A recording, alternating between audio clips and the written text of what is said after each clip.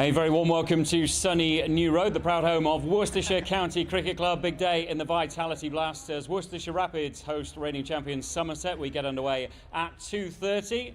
I've got the umpires, Jack Chantry, Michael Goff, match referee Phil Whitcase. We've got our 8-year-old mascot Jacob, who plays his cricket for Droitwich, here with us today. Big thanks to you, Jacob, for being with us. Hope you have a great day. We've got Adam Hose, Rapids captain, who's got the coin. Tom Kohler-Cadmore of Somerset will call. Adam.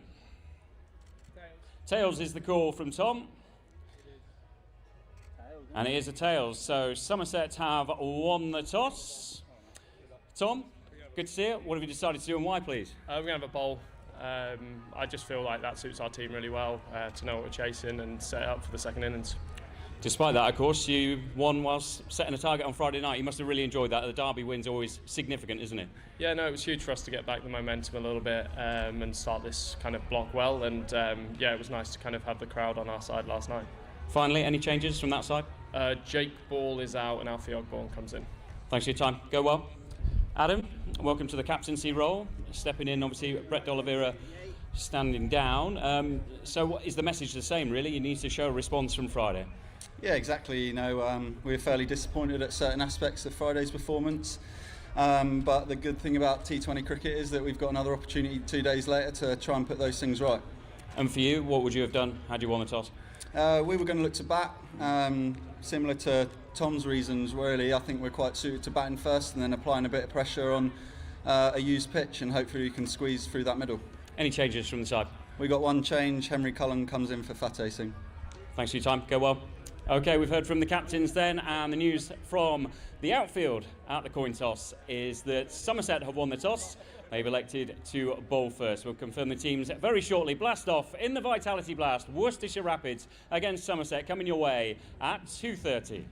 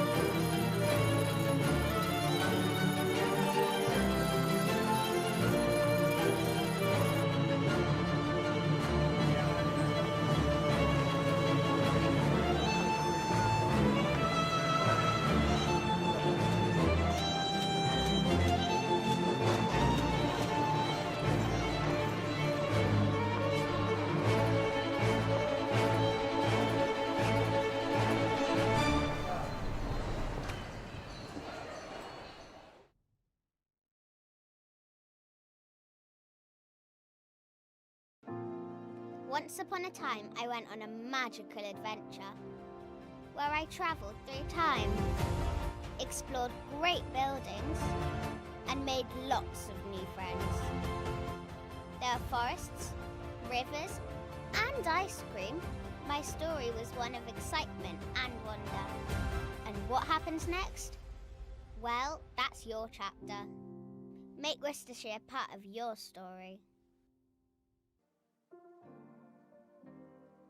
Today we have welcomed the team from Gaze in Red to Blue into the club, and we're rolling it out across all staff at the club from top to bottom. They focus on performance and handling pressure, and that's crucial across all levels of our business, from the very top with our elite players down to our stewards and people who are first contact as our guests get to reception. The introduction and the interest in Red to Blue has become increasingly more common, both at an individual level, and that's into education and into business, and specifically, of course, into sport, where it's always been a thing. But now the idea that an approach to mentality could be embraced and understood and deployed across a whole organisation, a whole club, from boardroom to turnstile, on the field and off the field, is really unique. It's something that we can really look at and look to build on. We're talking about it being a high performance, but just in everyday life as well. So how we conduct ourselves and how we go about and how we deal with the situations that we're put in just in everyday life.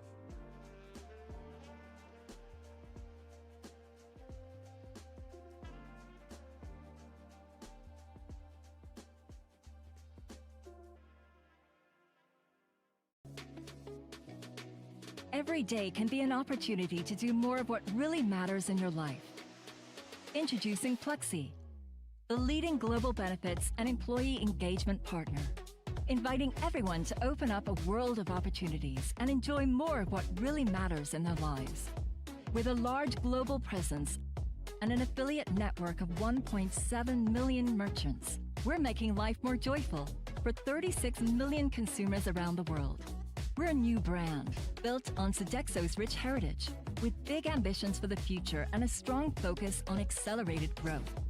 At Pluxee, we're shaping the future, strengthening our partnership with clients, and creating meaningful relationships with consumers to give people what they really need.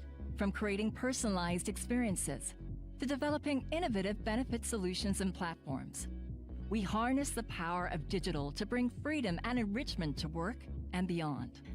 Because we're dedicated to making life better for millions of people across more than 30 countries. And we're committed to working with local communities responsibly and sustainably. Feel the Pluxee effect. More joyful moments, more opportunities, more of what really matters to you. We are Pluxee, the leading global benefits and employee engagement partner. Evening everyone, great to see you here. Thanks very much for coming. It's great to be at Worcester Cricket Club, networking with other people, grazing food with a menu that we've created to go along with the wine. It's a brand that we're very close to. It helps our brand, it helps us to get out there. It's springboarded us to another level, shall we say. It's a great place to bring customers to, bring clients, promote what we try to do as a business, which is create partnerships with our customers. We're a local firm based in the city centre. We get to mix with nice local businesses. We've gained a lot of exposure and clients off the back of it. You come to the club on a summer's day, the beautiful views, the food offering, the drink. It's just a good day out with some really good clients, really good people. The Cricket Club last year did a fantastic job. They won the Metrobank Cup. That's brought a lot of focus on Worcestershire. Here's to future success in 2026 and beyond for Worcester Cricket Club.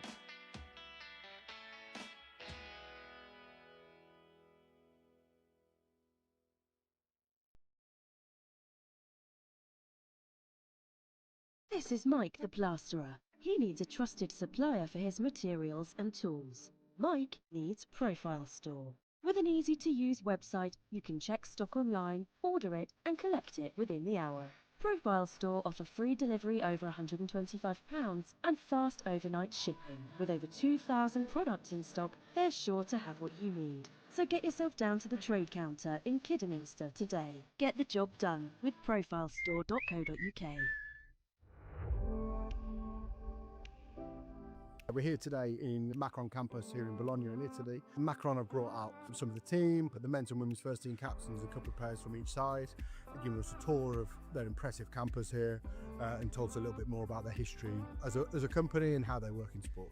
We're very, very excited. I think it's a landmark deal for Macron because we've been in cricket for the last few years through deals with Cricket Ireland and then most recently with the West Indies and South Africa last year. But what we were really missing was a county club in England, and then having Worcester. That I think will be a milestone for Macron. We're really excited to work with the Worcester and expand the relationship further in the next few years. was a long process in terms of finding the right teamwear provider for us. From the start, actually, with Macron, they were really impressive in the way they went about their business. They were really big on sustainability. The depth of their range was really important to us because it allowed us to really reduce the prices on, in particular, Pathway and Academy kit to reduce those barriers of participation. The other big thing was we've been able to be super innovative on kit designs. This season's kit launch, we wanted to really try and do something special and given a lot of opportunity to have some fun with the creative around it. There's a really interesting campaign. Being able to come out to Bologna, it's been a fantastic experience. We've had a huge amount of conversations over the last 12 months really about designs, how we're going to bring certain things to life. Beard have been integral for the team there in terms of that creativity, actually making it really arty, really bold, stand out and innovative while actually making it very Worcestershire too. Ativo as a principal partner on front of the show, the Rapids have been key to that process as well. They've been engaged in every step along the way, making sure the designs work for them as a brand as well. This year, for the first time, women are going to match the men's in terms of range throughout, rather than just having one Rapid shirt. They've got two in different competitions. It's a massive pleasure, obviously, for Claire and I to be out here, and also just to feel like the women's team is really being pushed is really valuable to us. So yeah, we've had the opportunity to make 4 really standout kits this year. We've based it on this idea of the art of the game. So we've been looking at how can those different art forms and genres like merge into what we're doing with the kit and make a creative process that makes sense and kind of has a narrative, tells a story. They are like my babies, but there is a favourite. For me, I can really see myself wearing the One Day Cup shirt. That kind of more streetwear-y feel definitely appeals to me more, and I think that'll be a staple of my wardrobe for a while. My favourite kit was the T20 kit. Love the colours, love the design the most. Yeah, I really like the traditional feel of the training shirt, but actually on the county shirt, there's not a huge amount of design to it. It's a cream traditional cricket shirt, but I love what we've been able to do with the trim on there, and that's down to Macron actually giving us more bespoke options and say over that and working with them to do that. For me, the standout, my favourite one is probably the T20 shirt. This is the elements, it's like every time you look at it, you kind of find another element. That really excites me. I'm a little bit traditionalist, so I like the off-white one as always, but I think the blue one is really, really nice, really, really different. So I believe the fans and the players will love it. To be able to connect what we've done with Bologna, with Macron, it just takes it to another level. So we're fortunate we've been able to explore the city a little bit as well. We've had a fantastic time being around here, but we've also been able to incorporate some of the city, the location into the campaign. It's something we're really excited about.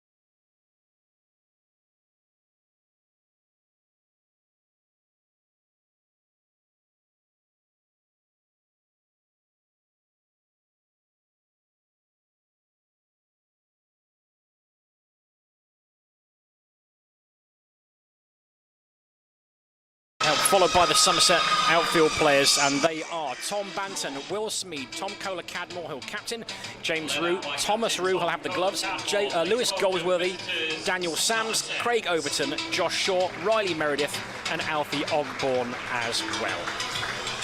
So it's going to be the acid test really here. As you say, Frank, both teams have 3 wins to their name. Worcestershire, though, not in great form of late, particularly with the bat. So it's an opportunity to bounce back, and it's an opportunity under Adam Hose. It's decided the club have gone in a different direction in terms of captaincy for the rest of this campaign.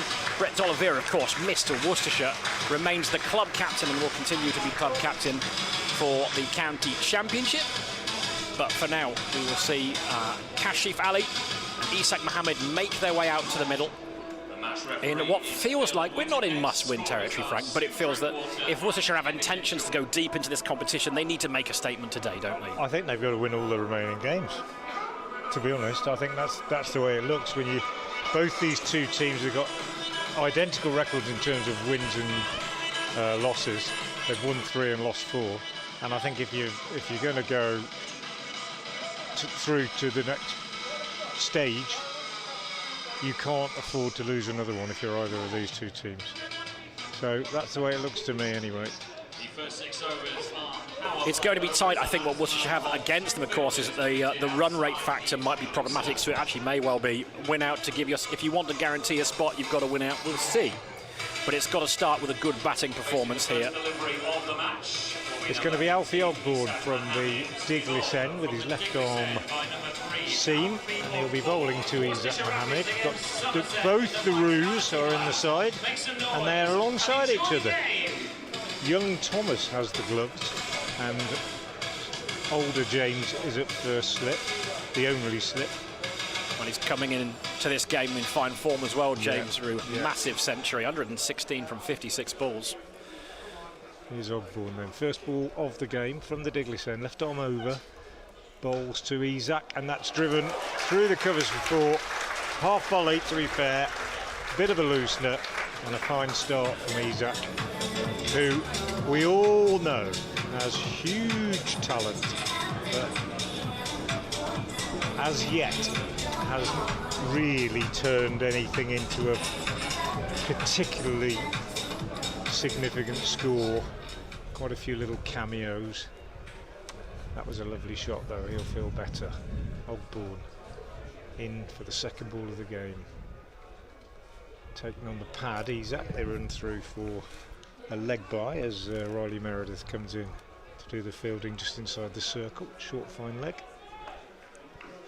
Good crowd as you'd expect on a Sunday afternoon, and how nice it is for them to be sitting here in pleasant rather than sweltering temperatures.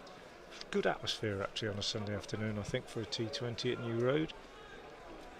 Bright but not too hot. So Kashif Ali to face his first ball,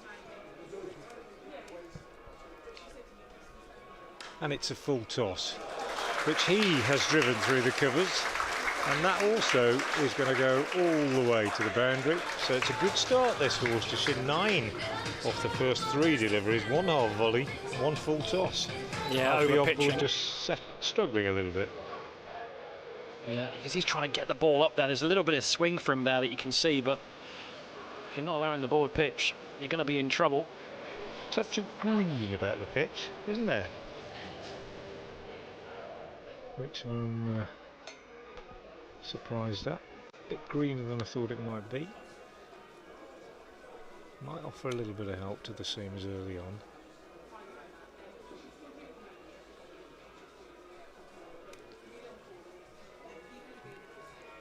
Ogborn again to Kashif, and he's lifted that one over mid-on. Tom Kohler-Cadmore, the captain at mid-on. Well, it's rinse and repeat, Frank, isn't it? He's pitching it up and he's getting sent. Yeah. Excellent start for the Rapids. You know, it's a strange thing to say, isn't it? 14 without loss off 4 deliveries, but sometimes maybe just one over can change everything, the mood about everything, you know. And this is a great start, it really is. Ogbourne in again now, bowls, and nearly comes back very nicely with the ball outside the off stump, which Kashif drove at. The over is won. No need for any more heroics from a Worcestershire point of view. Well, we know here, Frank, is that you've got to get your line and length right, and you'll get punished for anything that isn't on the button. And we've had a couple of half volleys, a full toss, and something in the slot. It was a no ball, by the way, that the four that Kashif hit through the covers. Ogbourne bowls. That's clipped away on the leg side by Kashif. Just be a single out to deep backward square leg. Fielded there by Lewis Galsworthy. Now it's a test for the young man. Can Isak contain himself here? Contain yourself. 15 without loss. Still in the first over. What a good start for the Rapids, who were put into bat by Tom Kohler-Cadmore when he won the toss.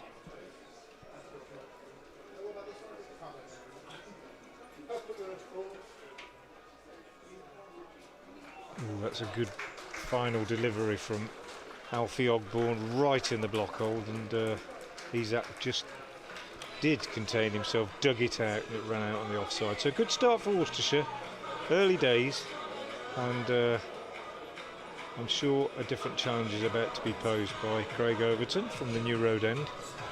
But 15 off the first over. Excellent. Number 7, Craig Overton.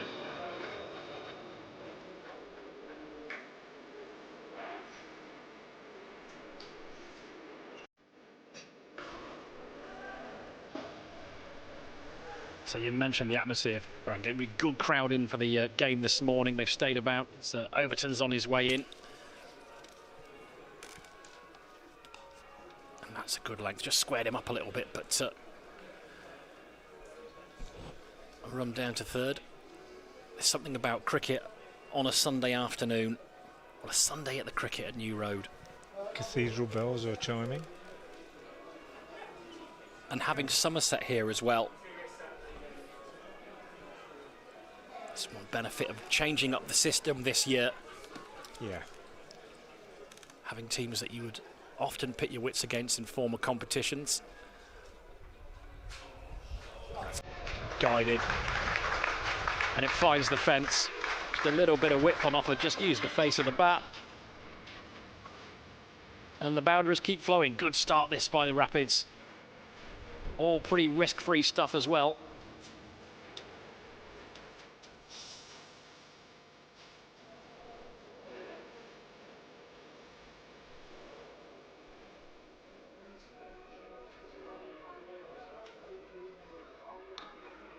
Dug in a little bit, and that's kept Isak honest. Strong lad, Craig Overton. Tremendous competitor, isn't he? Tremendous competitor. He's got that fast bowler aura as well. I like grumpy fast bowlers. Oh, and he's worn one there. He's looked to smear him over square leg for 6. Instead, he's got one in the bread basket. He bowls a heavy ball, does Craig Overton. That one will hurt. He's trying not to show it. Yeah. He marched through, didn't he, and picked the ball up. Overton. And didn't give the batter a second glance. No concern whatsoever.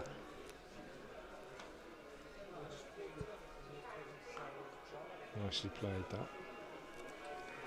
Yeah, little dab into the offside, and it's slightly safer from the non-striker's end. 7 wickets in the campaign this season, Craig Overton. Economy under 9, which in modern era cricket is pretty good. Yeah, especially if you bowl at the death as well. Which yeah, is and you bowl at Taunton as a home ground, which is a bit of a batter's paradise.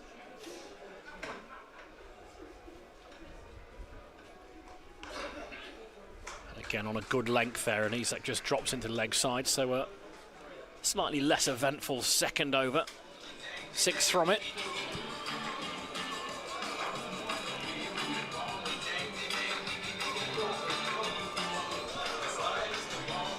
And we'll see what Cola Cadmore's intentions are. I think we're going to see Riley Meredith.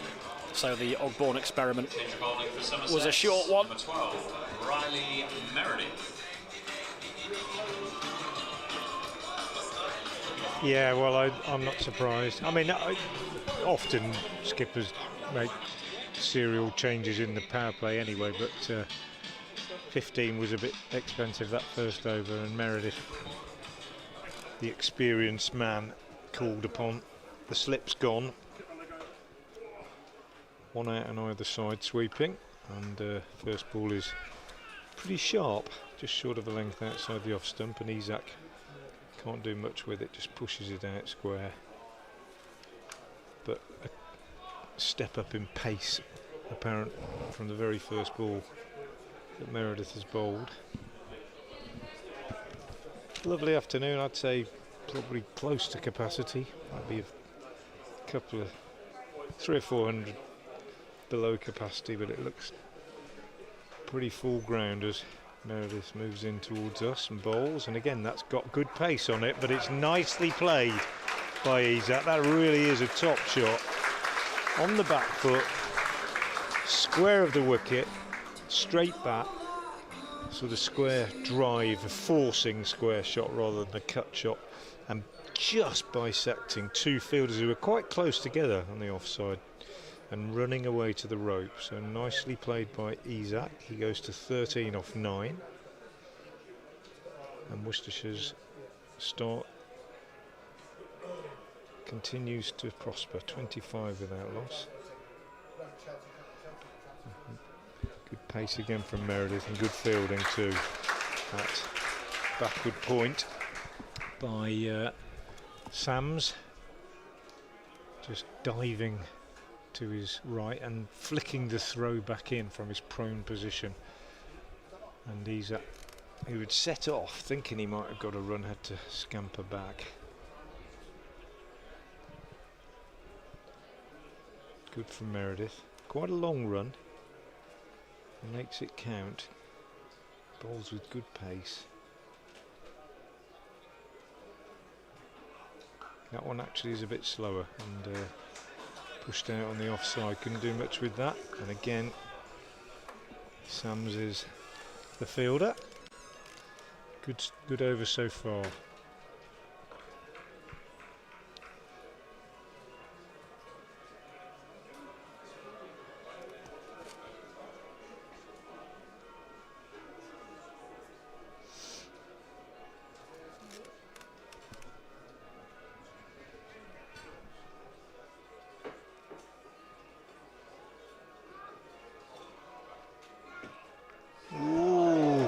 Lucky there, did Isaac? The first bouncer of the day. It was quick.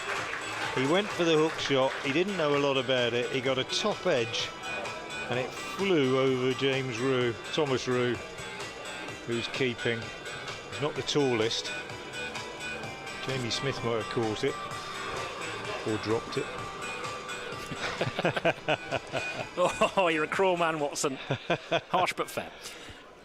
And it's gone to the boundary. So fortunate for Isaac. Didn't know a lot about that, to be fair. Moral victory for the bowler, but 4 more on the total. 29 without loss.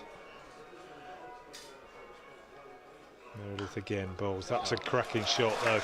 That is a loose delivery. Wide outside the off stump, and Isaac wasn't going to miss out on that. Takes this third boundary of the over. He goes to 21. 12 came off the over, and after 3 overs, the Rapids are in good shape at 33 without loss. Off on the way, isn't it? A streaky little bit of luck with the edge. Next ball, lovely drive through the covers. This last 2 deliveries are somewhat ruined. A really, really good over from Meredith. Overton to continue from the New Road end. Kashifa waits. And he looks to give that absolutely everything, but he got nowhere near it. And he gets a stare for his trouble as well. Got more than a stare. I think he might have got more than a stare. Maybe a friendly word or two. Maybe a little chat. Striding back, isn't he, Overton? He's fired up. Didn't take much.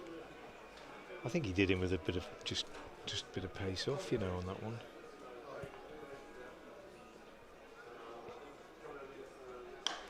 He's clothed that though, it's going to be taken.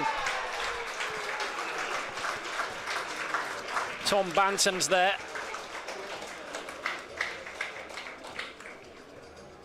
Well, looking to be positive, Kashif Ali. Looked like he was just hurried. Splice of the bat, easy catch.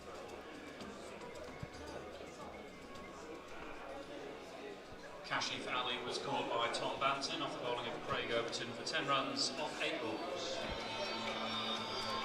Well, it's the breakthrough for Somerset. What was a very promising start for Worcestershire Rapids. Worcestershire Rapids, number 9, Gareth Roderick. And, as has been the way in recent weeks, Gareth Roderick batting at 3. He joins Isak Mohammed. And he's going to be facing up against a fired-up Craig Overton.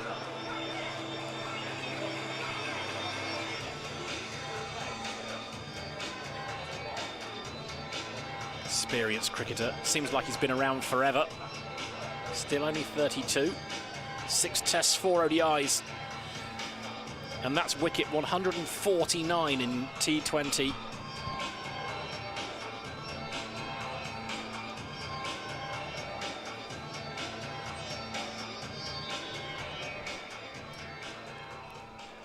And he comes, Roderick facing up to his first ball. On a good length, just pushes Roderick back, but he meets it with a full face of the bat. And again, Overton trudging back. Stern but fair.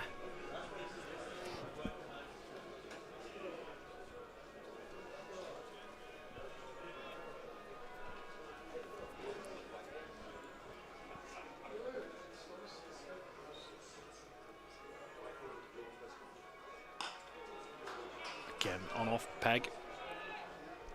Wicket maiden come in. 1 for 6. When there's 33 on the board. Well, you'd expect Gareth Roderick will be respectful of the situation. He's bowling well. It's a good old-fashioned line and length. Well, I say he's going to respect the situation. He goes on the walk, Roderick, swings and misses. It's another dot ball. And we are staring down the barrel of a wicket maiden, which has happened once or twice already this season. Yeah. I have to say, not necessarily in the Rapids' favour. Yeah, definitely. I think maybe getting off strike might be the order of the day rather than trying to launch it into the Graham Hick Pavilion.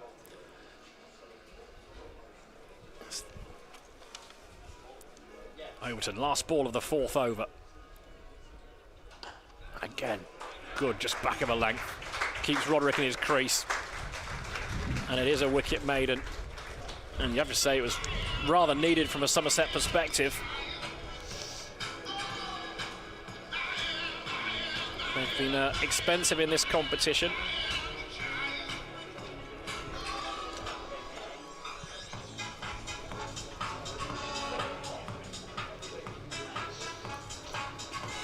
You shouldn't have maidens in T20, Liz. Shouldn't. It's very rare.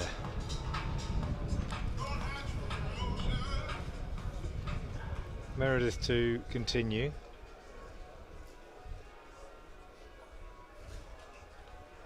Ooh, that's edged. Is it edged or is it steered?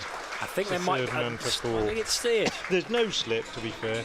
It's just a little feather outside the off stump. I think there was an air of deliberacy about Proper it. pace. Yeah, I'll give him the credit. It's a steer. 37 for 1. Isak moves on to 25 from 14. Is this the day that he turns a cameo into something more significant? Nearly ends with another little fiddle outside the off stump. That one goes through to Thomas Rue, standing quite deep. Took it around his ankles.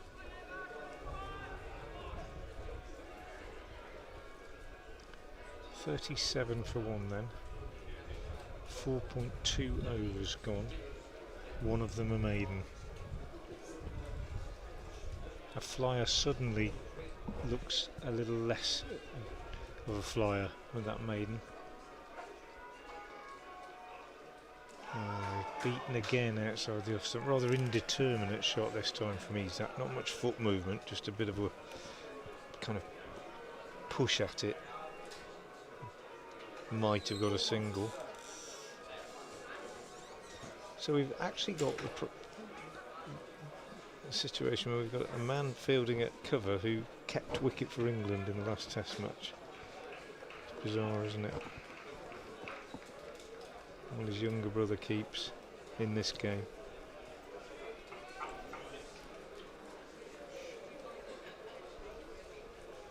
Meredith again. Balls. Oh, he's beaten again outside the off stump. And again that scoots through. Bounced again before it reached Thomas Roux. Yeah, just so 4 pushing. Gone in the over, 3 play and misses, and a boundary. Pushing it across the left-hander, isn't he? And Tom Kohler-Cadmore keeps wicket as well. Yeah, of course. Yeah. It's the modern way. You've got to have 3 keeper batters in your side. And Jamie Smith doesn't keep for Surrey, but does keep for England. The whole thing's gone mad, hasn't it? On the walk, and he's out. It's a bump ball. He's not out. Hammered it straight to Roux, the man we were talking about, into the ground. Roux caught it. I thought he'd given it away, but he hasn't. But it's another very good over for Meredith, who was unfortunate to have conceded 12 in his first, I thought.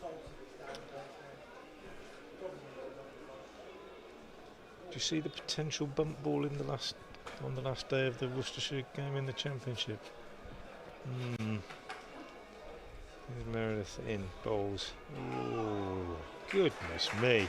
What a fine over that was from Riley Meredith. Beats him again, beat him 4 times, steered to the boundary once, but a cracking over from the Aussie. 5 gone, 37 for 1. And just 4 runs have come from the last 2 overs, after 33 came from the first 3. So excellent riposte from Meredith and Overton. And Overton will now complete the power play. And it doesn't look anywhere near as bad as it might have done for Somerset. Roderick waits. Has worked into the leg side and take a single. So it feels like it's been a long old time since Overton conceded a run. I realised also, Frank, I answered your question with a nod, which doesn't really help in this context. No. Yeah, there was a Courton bowled in the final innings of the game against Gloucestershire, which finished on Monday. Monday, yeah. Very dramatic Monday as well, wasn't it? A very much needed win from the Worcester perspective. I think we all thought it shouldn't have been allowed, the Courton ball. That's a nice worked shot. away. And that might find the boundary. The chase is on, and the ball wins. So nicely tucked away. Isak onto 29, he goes. And we were at risk of the Worcestershire, the risk of having a classic Worcestershire power play. Yeah. Isak's trying to push us back up towards 50, which will suit us just fine. That was a lovely shot. Waited for it, yeah. Timed it beautifully, placed it nicely as well. Looks to club it, but he's clothed it and it's dropped just short of the man at mid-wicket. And Lewis Goldsworthy, I think, was there. Yeah. Overton, look at it. I don't think I've ever seen a bowler walk back with more purpose. Strides back to the end of his mark. He's like an angry dinner lady. He is. I'm not telling him that, obviously. And he comes then. And this time he's got plenty of that as Isak. And he's just been whacked through mid-wicket. Little bit shorter. Isak onto it. Second boundary in the over. He moves on to 33. Some punch of the gloves from Roderick, and we're just waiting for Roderick to come to life here. But right now, Isak's doing a good job for his side in the power play. Some Worcestershire fans call him Mini Mo, don't they? And I think you can see why when he plays a shot like that. On the walk, he's gone again, but it should be cut off, and it will just be a single. So 47 for 1's the score. Isak's got 34 of them. Yeah, he's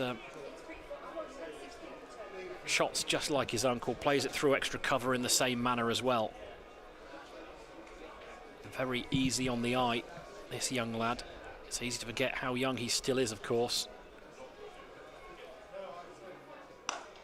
And just look to make room, move his front leg out of the way there, Roderick, but he's found the fielder, so it will be a dot to finish up.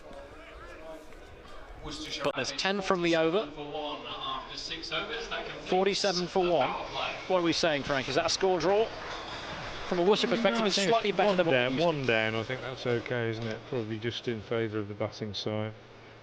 Going to see a change in the bowling, I think. Darren Sams, is it? The remaining 14 overs, up to 5 fielders are permitted outside the fielding circle. A change of bowling for Somerset, number 95, Daniel Sams. Daniel Sams. Daniel Sams. That. He's got the best nickname in cricket. He's called the Karate Kid. Daniel Sams. Oh. I only found that out yesterday. How did you find that out? Well, I did my research. Splendid. I look for all the key things. Moustaches and nicknames, Frank. That's my wheelhouse. Here he is then, Daniel Sams, over the wicket from the Douglas end. Big shout for LBW, and he's got him. Very full. He's looking to turn it away on the leg side. Ball run out on the offside. Jack Chantry, the umpire, a left-arm seamer himself, of course, had a very good look at it. Took his time, and yeah, that looks absolutely stone dead. So, sadly, Isaac has gone to 34. LBW to Sams 34 off 24, which is good, but at the risk of being a bit curmudgeonly, it falls into the cameo category again. It's a good knock. It's a good knock. I'm just disappointed you didn't say that the Karate Kid strikes, but that's okay. I was leaving it for you. Someone's got to be the grown-up, Frank, haven't they? But yeah, it's really important, isn't it? Yeah, no, Isak has done I am such being a good harsh. job. He's a very young lad, but the trouble is you've got 2 new men at the crease now, just at the point where you want to accelerate, and it's probably going to be difficult. Adam Hose, former Somerset man, of course, and Warwickshire man, is the new batter, new skipper of Worcestershire in this format as well. Yes, so if you weren't aware, so he's taking over as the captain for the rest of the T20 Blast, looking to freshen things up a little bit. Brett D'Oliveira is still very much the club captain and county championship captain too.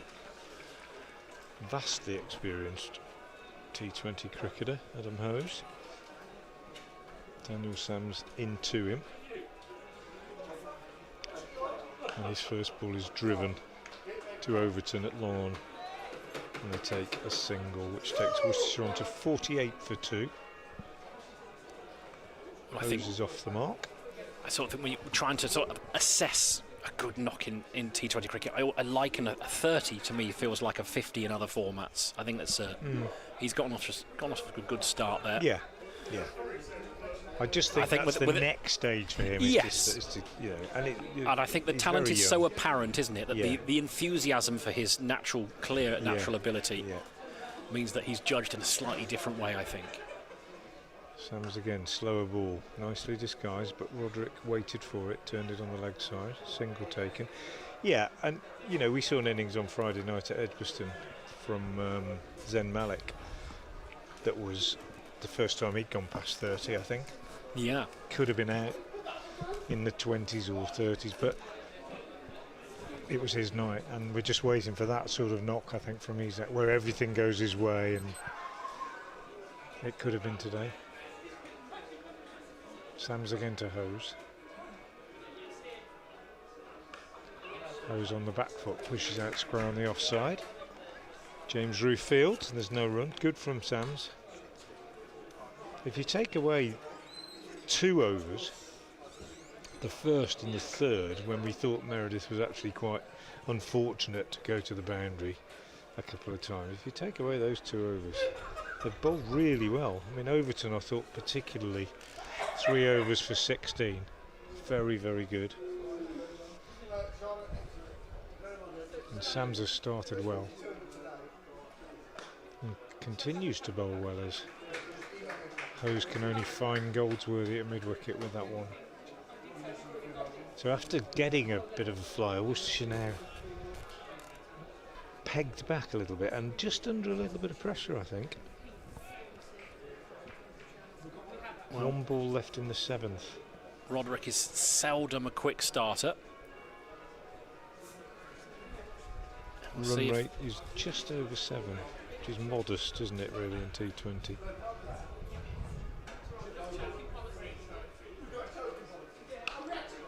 That's a lovely shot from Hose, but it's not going to bring him any reward. Straight to mid-off. Very good over from Daniel Sams. 2 runs only coming from it, and after 7, Worcestershire are 49 for 2. Well, we're going to have our first look at spin. The helmet's come out for Thomas Rue. I think it's going to be Lewis Goldsworthy in the last year of his deal here. Lewis Goldsworthy. Left arm spinner. Sixth season playing Blast with Somerset. Did have a year down at what was it? Grace Road. Can't remember the sponsorship there. Sorry. Upton Steel. That's it. The Upton Steel Grace Road Stadium. It's his best year actually in T20 cricket. He's bowling at Gareth Roderick here. He's got plenty of space on the leg side if he wants to drop and take a single. Instead he's wrapped on the pad. Looks like he's outside the line. There's a semi-appeal from those who aren't really in with a good eyesight of things.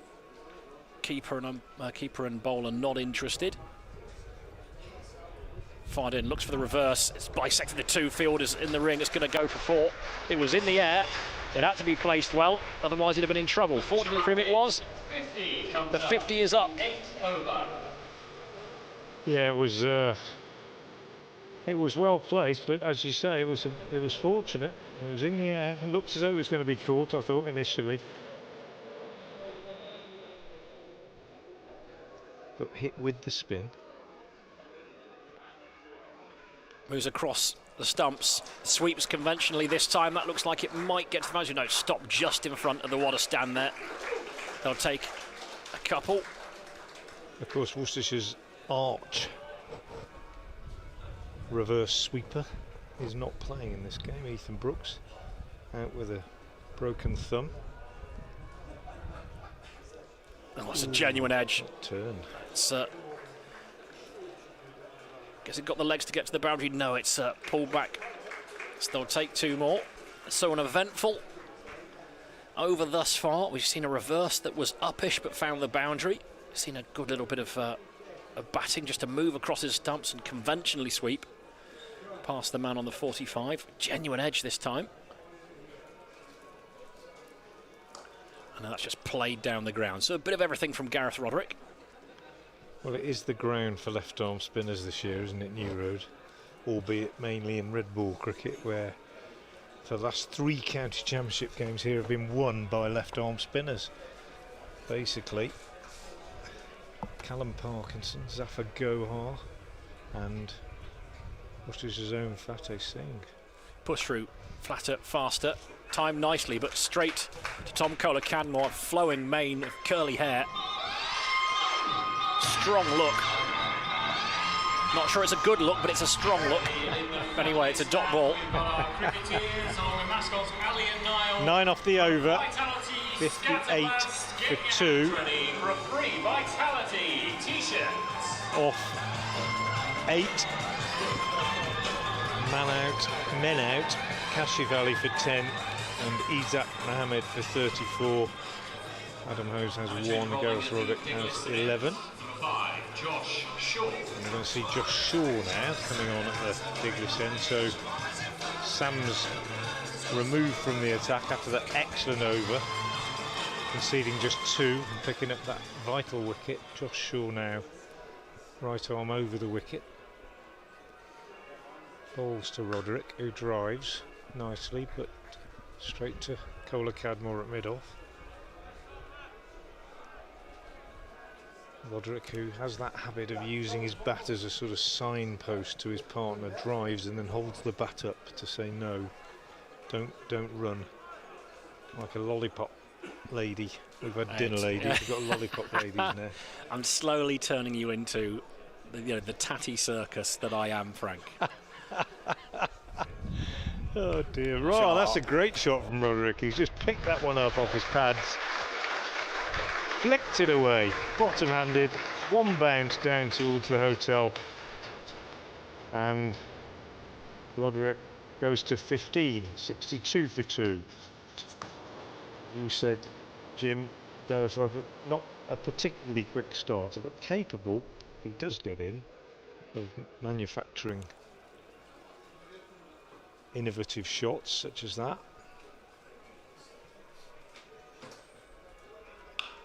This time more conventional, and he drives to Cola Cadmore and decides this time that he'll take a run. Cola Cadmore picked up, shied at the stumps, missed, and Goldsworthy backing up had to come in off the boundary, but Roderick's run 44 yards, no chance of turning around and going back for a second. He would have been stranded, I think. Yeah, looked like he would have been well gone. Well gone, yeah. I almost ran for the shot on that occasion, but in fact with the harder you hit it, the less likely you are to get in, because it doesn't take long to get to mid-off. There's a good bit of fielder from Cola Cadmore, but just missed with the throw. Hose turns this next one from Josh Shaw down to long leg for a single. Adam Hose has also been quite circumspect by his standards. 2 from 6. Worcestershire 64 for 2.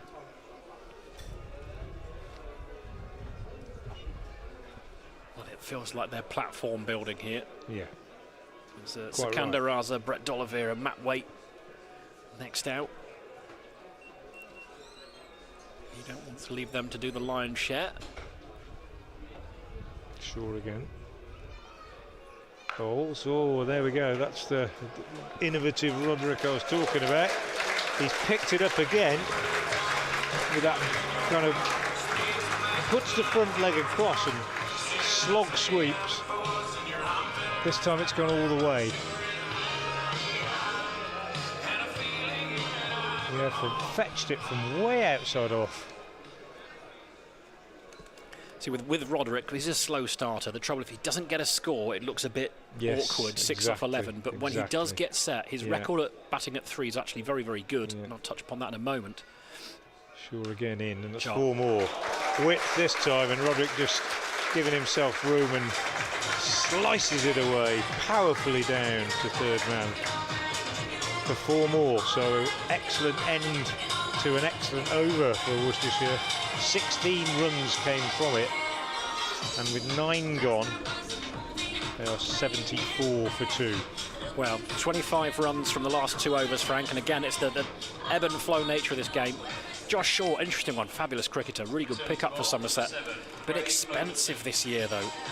Going at 10.6, just 2 wickets in 4 games at an average of 58 this year in the T20 Blast, but there's no doubting the amount of quality cricketers Somerset have at their disposal. They're bringing back Craig Overton for his final over. In he comes, making room towards leg, and Hose will take a single.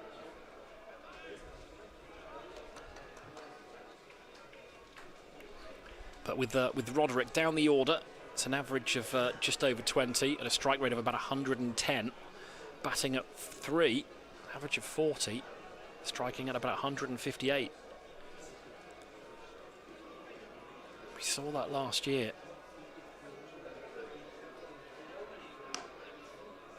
Plenty of room on the leg side.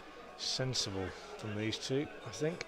Take 6 off this over. Don't give Overton any more wickets, and he'll be done. I think that's common sense, don't you? Yeah, absolutely. I think we've seen in years gone by, and the intention is, we always talk about this, is just keep going, keep going, keep going, keep being aggressive, but you don't want to let one bowler have a day out and ruin it for yourself. I think as there is 1 over left of Craig Overton,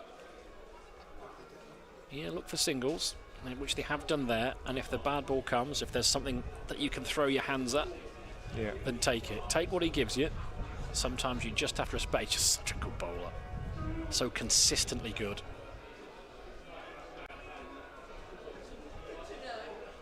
He don't have the amount of wickets he does, the amount of international accolades that he does without being a proper player. And he comes again. Again, just back of length on his toes, Roderick. Taking the singles that are there.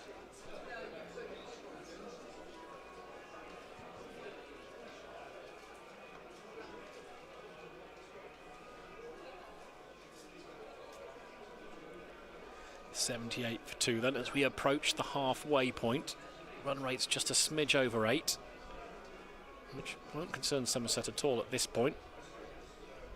It's how the innings finishes. Again, plenty of real estate on the leg side. Run the first one hard, thinking about a second, but I think better of it.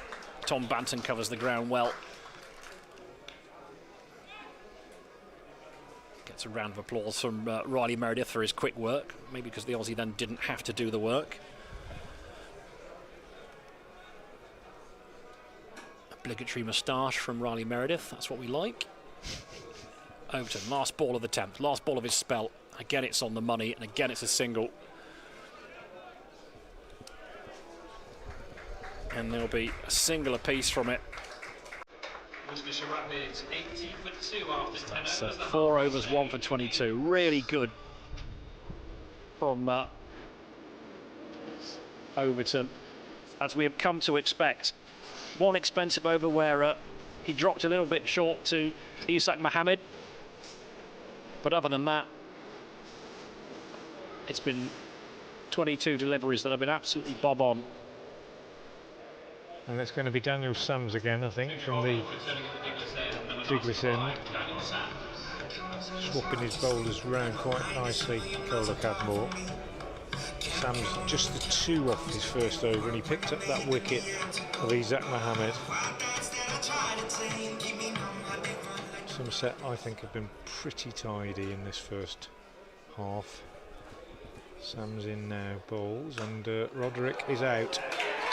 Caught at mid-on, went for the hit over mid-on, didn't really get hold of it, and the giant Overton swallowed it, gobbled it up. Sams came on and got a wicket with his first ball, come back and got a wicket with his first ball, and Roderick played really well for his 29, but he is gone, and Worcestershire are 80 for 3. Was caught by Craig Overton off the bowling of Daniel Sams for 29 runs off 21. Looking to force the issue, plenty of bottom hand in that. Easy catch from the big man, as you say, Frank. Brings Sikandar Raza to the wicket, 80 for 3. New batter for Worcestershire Rapids, number 1, Sikandar Raza. And Hose yet to get going, 5 from 9. He's hardly seen the bowling, has he? But these two highly experienced cricketers, Raza, Worcestershire's top scorer in this season.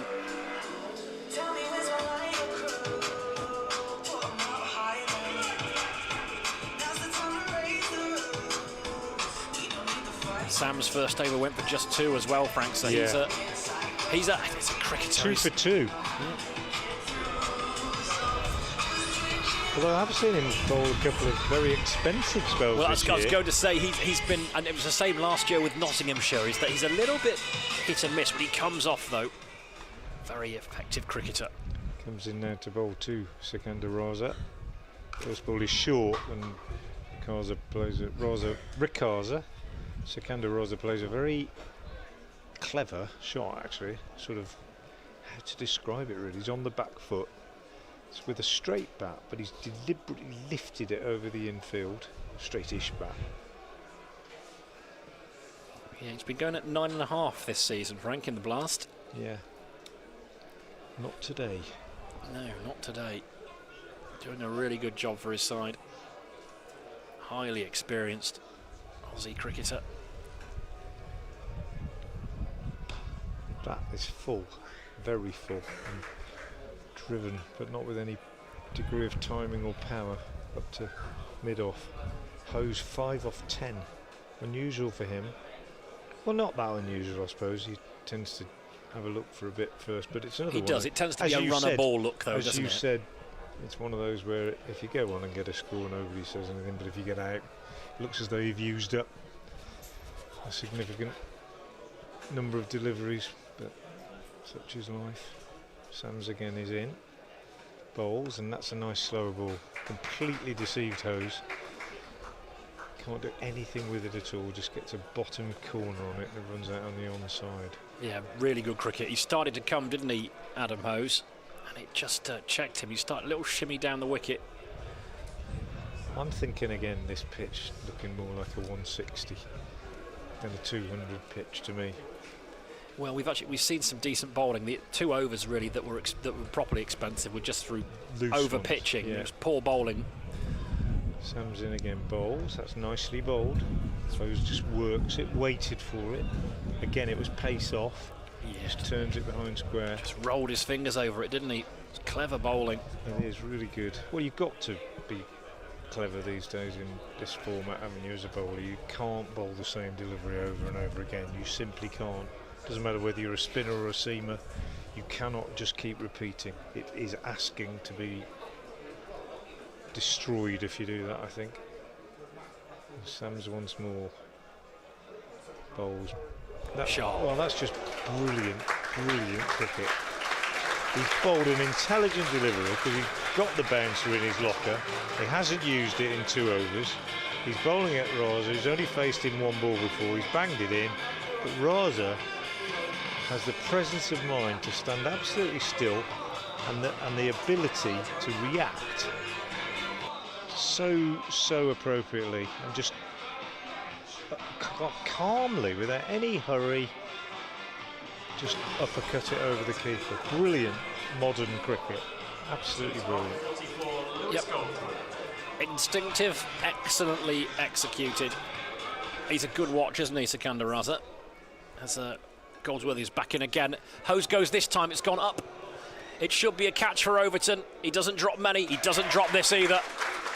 So Hose's first stint with the captain's armbands has not been a good one. He has to go for 6. He felt it was time to get a move on. Rightly so. Run rate below 8. Normally good down the ground, Frank, but Hose was caught by Craig Overton off the bowling of Lewis Goldsworthy. Didn't get much of it.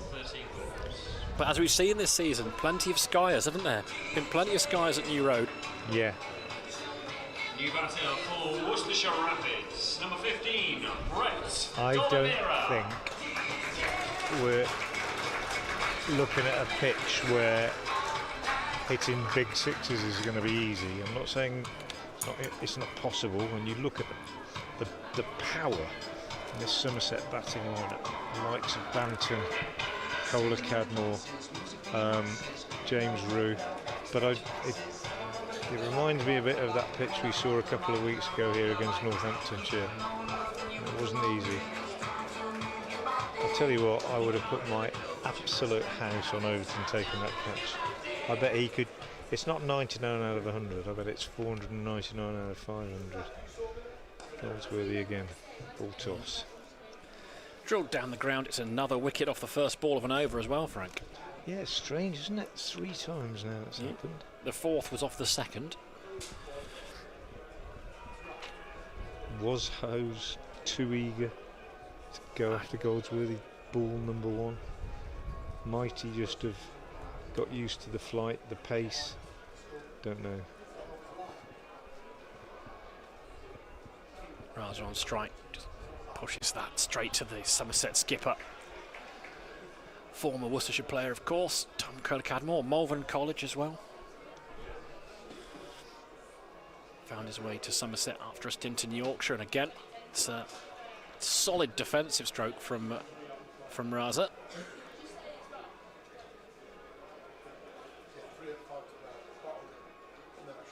Good job this is from the left-arm spinner. Just opens the blade, finds some open space, takes a single. But just when you feel like Worcestershire are building a partnership, building a bit of momentum, wicket comes. It just slows things up.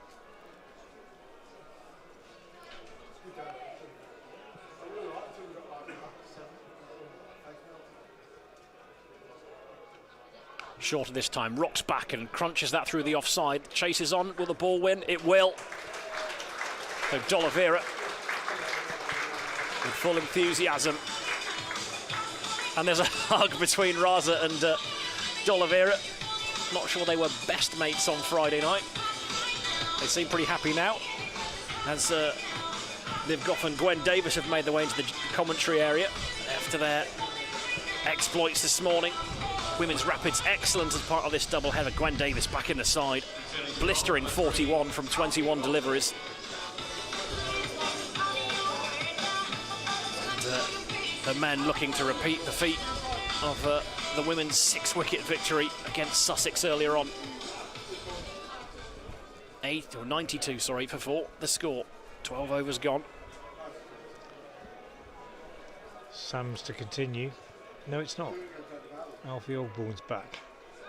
Oh, and he's almost got a wicket with the first ball of the over, would you believe it? As he's chipped this up in the air on the offside, has Raza, and it's landed safely just over the head of fielder at cover. So he gets a fortunate single. Goes to 7. First ball, itis is briefly dispelled. Osborne again is in. Bowl short to D'Oliveira. He's hammered that away on the onside, but and it's beaten the tumbling fielder out on the leg side boundary. Well, I think he's Will Smeed. Made a good effort running round, diving to his right. It's a positive start from D'Oliveira. I think he's pumped up. Hit that hard. He's 9 off 3. 97 for 4. Osborne again is in. D'Oliveira on the back foot, pushes out on the offside, decides there is no run this time. As Tom Banton comes in from the covers.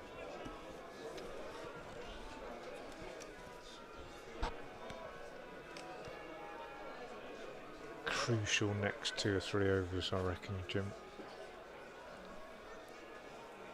Well, these two need to stay together, I think. Osborne in, bowls. D'Oliveira drives on the offside, just going to get 2 this time. To that's Smeed actually at deep backward point, so I'm not sure who's at long on. Yes, it's Sam's. It's Sam's, of course it is, because Osborne's no bowling. 99 for 4. You want you want good ball strikers. Yeah. At the end of the innings, you don't want to leave it to the lower order. Osborne again then. Bowls, and going to be another 2 here. No, just 1. As Raza decides his 40-year-old limbs can't take him back for the second. The 100 is up for Worcestershire in the 13th over. They will be looking for another 70, I reckon, Jim. Off the remaining 7. 10 and over off the last 7, I think, will be their minimum. Osborne bowls. That beautifully played by Raza. That really is. That's an expert steer down to third man. Meredith gives it a really good effort in chasing it. Slides but can't stop it. And it's 4 off the last ball. So a very, very good over for Worcestershire. 12 coming from it. And they end the 13th over on 104 for 4. And as I say, I reckon they'll be looking for another 70. And if they can get that, that'll get them up to something like what we consider to be a par score in a T20 here at New Road. But it only takes a couple of wickets to derail that. Matthew Waite is due in next, then Usama Mir, Tom Taylor, Ben Allison, Henry Cullen, of course. We don't know where he's going to come in the order. He may well be next, actually. I fancy he will be. As Goldsworthy continues, good spell from him. And, thinking about a single, I think better of it. I think what we've seen actually, batters have been effective on this surface, have been waiting for the ball, playing it late, using the pace. We've seen plenty run through behind square on the offside. Hard to just go, awareness. Hard to go big and straight, I think. It's tempting, 'cause it's not the biggest straight hit, is it? But, yeah, you're right. It's those deflections and it's understanding the surface Isak and Raza have done that pretty well as D'Oliveira. Little shimmy down the wicket and just works it with his wrist behind square on the leg side. Two busy cricketers. Again, that run rate hovering around about 8.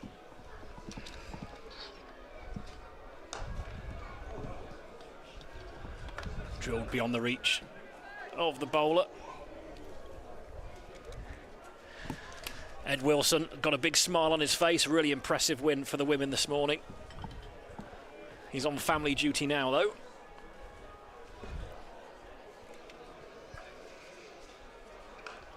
Oh, it's a diving chance. Cola Cadmore would have fancied taking that hands-on heads. It was a tricky chance. Ball dropped a little bit short. Crunch back at him. He's got a good pair of hands. And it's a life for Raza, I think. Last ball of the 14th. And he's clubbed that through the offside. That's going to go for 4. So what could have been his demise, a ball later, clatters to the boundary on the offside. Good finish to the over from a Worcester perspective. A message for the owner of I think it might have been D'Oliveira that was dropped. Registration YN67. Oh no, you're quite right. Yeah. 67 URR. Anyway, boundary off the last ball again, 7 off the over. Not quite as many as I said they would be looking for. Still think they fancy 10s off these last few, but Goldsworthy has proved quite difficult to get away.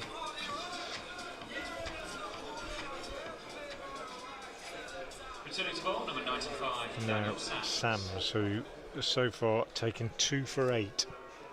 Watch out for the first ball. Block it. Even if it's a long hop, block it. 111 for 4 then. D'Oliveira on 14, Raza on 16. Kashif out for 10, Isak 34, Roderick 29 and Hose 6.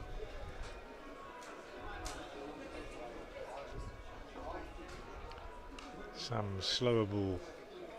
I know it can't really be slower because he hasn't bowled one yet in the over, but it was a slow ball, slower than his arm coming over would suggest it was going to be. D'Oliveira waited for it, played it out on the offside.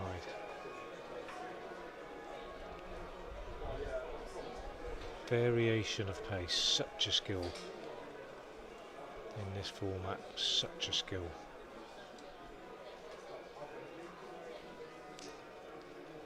Sam's in again now, to Raza. Quicker this time, fuller. Raza can't do much with it, just digs it out, pops up on the offside. Banton comes into field, well bowled. I think he's bowled really well today, Sams. I know he's been expensive this campaign. Somerset supporters watching will be aware of that, but bowled well today. Very good changes of pace. Picked up a couple of important wickets. The 2 top scorers actually so far. This one, however, he gets away with because he's going for the Yorker, gets it too full. But Raza can't do much with it, just chops it away out to Banton on the cover boundary. Just a single.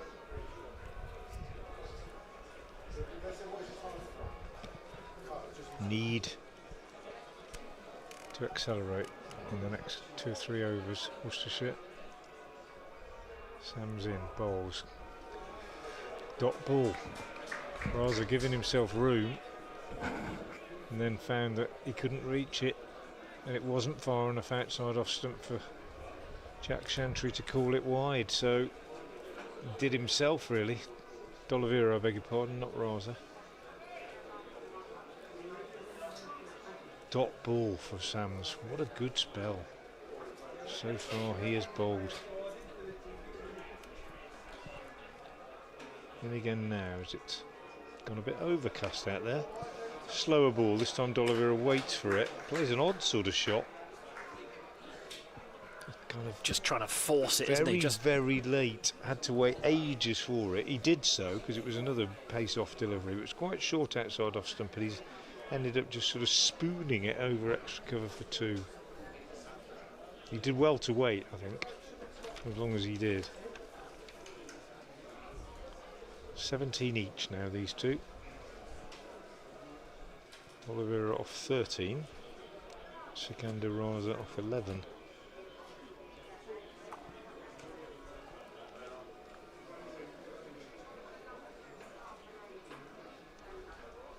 That one is a wide, says Jack Shantry.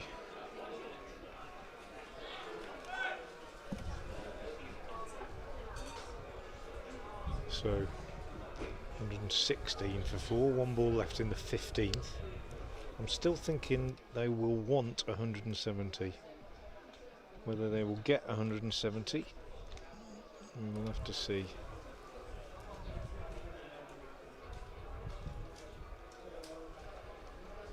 Short, slower ball from Sams, but Oliveira waited for it, pulled it away to long on, where Overton did the fielding, and they got 2 more. So that's the end of the over. 7 came from it. 5 overs remaining. 7 off each of the last 2 overs, probably not sufficient. And in fact, when you look back, Jim, the overs since halfway, 6, 6, 6, 12, 7, 7. It's good bowling, isn't it? It's a good time to bowl some tidy overs. Craig Overton makes his way down from long on to long on. Specialist deep fielder. Catches anything. And obviously, with Lewis Goldsworthy bowling, he might well be in the firing line. Lost over then, fired in. And smothered by Raza. Despite the expanse of green grass on the leg side, it was close enough to the bowler to do the fielding himself. It's a quiet little period, this. Raza tries to change that by launching it. Has he got all of it? He's hit the rope on the full. Umpire's not sure. I'm calling it 6 from here.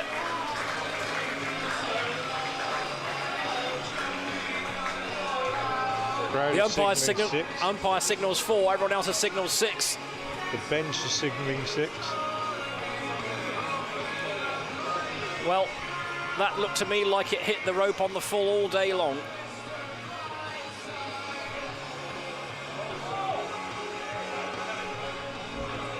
Well, Craig Overton, who's just in front of us, is shouting 4, and I'm going to agree with him. Whatever he says it is, it is.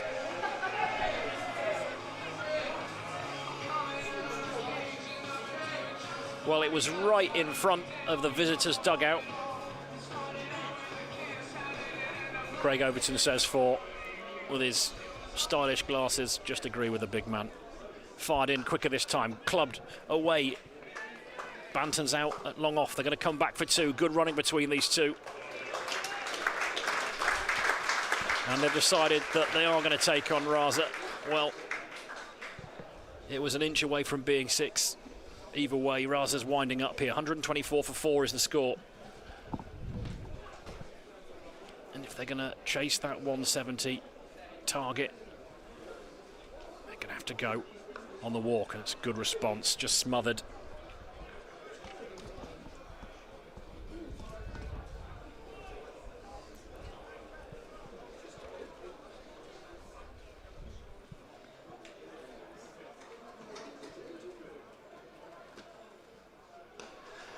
He's gone again, he's got all of that. That's in New Road, that's absolutely massive. Well, there's no doubt about this one. I think this one's 6, Craig. Well, time to go.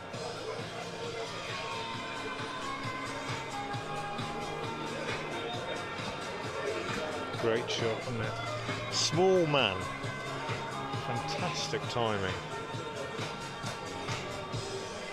Well, it's rather 29 off 16 now. Put a dent in some very impressive figures for Goldsworthy. I think generally, actually, as you say, 1 or 2 overs that have been wayward. It's been a pretty good bowling performance from this Somerset side. That man just in front of us, Overton and Sams particularly. But we've seen good pace from Meredith, but it's just starting to build from a Rapids perspective. They're trying to find a new ball.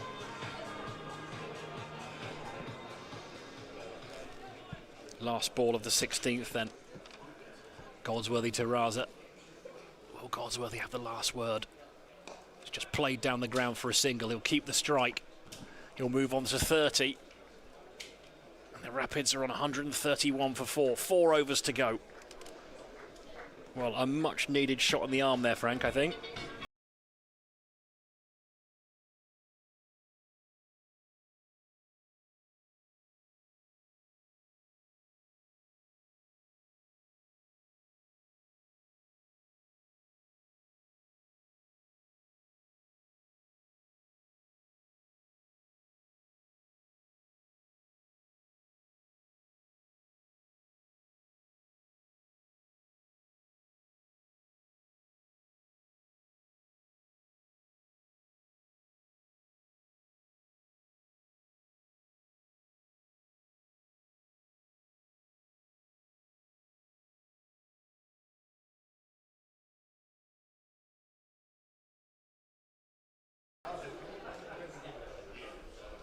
Here comes Meredith. Balls, and that is heaved away on the leg side, and that's 6 more. The big man Overton, who's gone right to the other end of the ground, is again interested, running around the boundary. If anybody's going to catch it, it's him. Got to get it over him and over the rope, and he does. Raza, 36 off 18. Just the acceleration the Rapids needed. First ball of the over goes to the boundary. Always helped, but they're not going to be holding back now. Just 3 overs left after this. Only 4 down. Meredith again. Raza inside out this time. Over extra. Just going to get 2, and has to hurry to get 2. But he's, gosh, he moves well for a 40-year-old, doesn't he? Good in the field as well. Crikey. Yeah, you don't see many 40-year-old boundary riders, but we'll see that a bit later on for those of a Somerset persuasion. And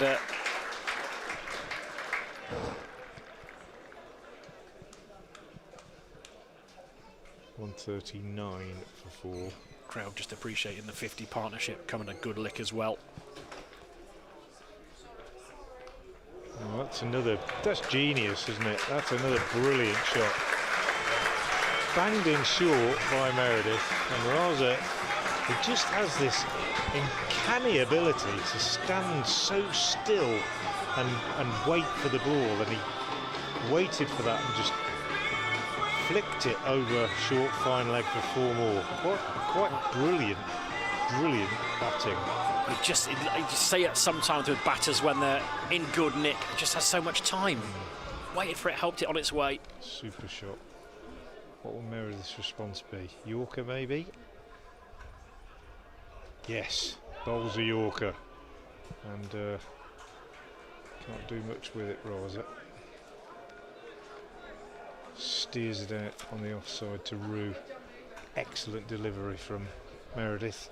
Lost his footing in the follow-through in putting so much effort into that, but he got it absolutely spot on. Just keep doing that, Riley. That's what I'd say if I was taught Cola Cadmore, but it's easier said than done, of course. Haven't seen much of Josh Shaw, have we? Just that 1 over. Was quite expensive. Meredith in, wide outside the off stump.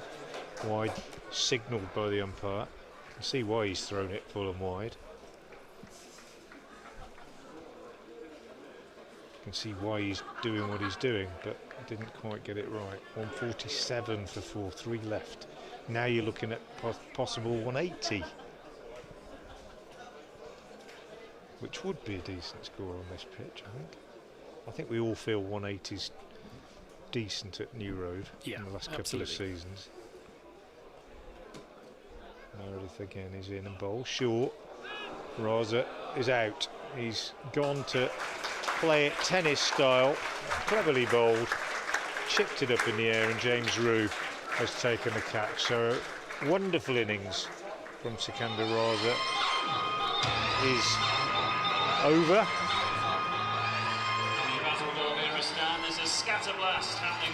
James Rue takes the catch. Riley Meredith gets his first wicket, and Worcestershire with 3 overs and 1 ball remaining in their innings are 148 for 4. Outstanding partnership between Raza and D'Oliveira. 46 off 23, striking at 200. Can't argue with that. And Worcestershire, well, with Henry Cullen coming out to provided much needed impetus. Oh, 144 for 4. New batter for Worcestershire Rapids, number 6, Matthew Waits. No, it's not. It's Henry Cullen.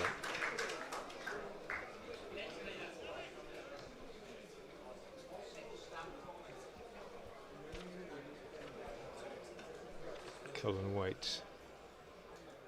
Meredith is into him and he's off the mark, just tickling this one away on the leg side. Will he come back for 2? He will come back for 2.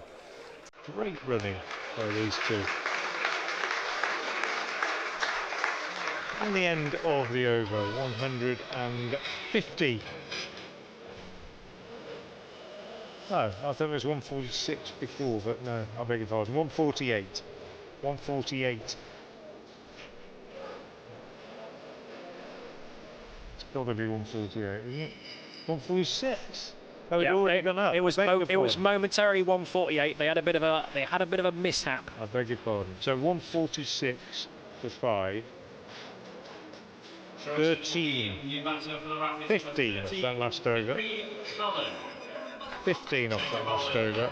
New road end, number 5, Josh Shaw.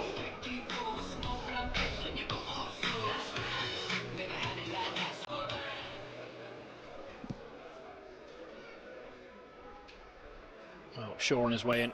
D'Oliveira goes deep in his crease. And they take a single to short third. It's Meredith there.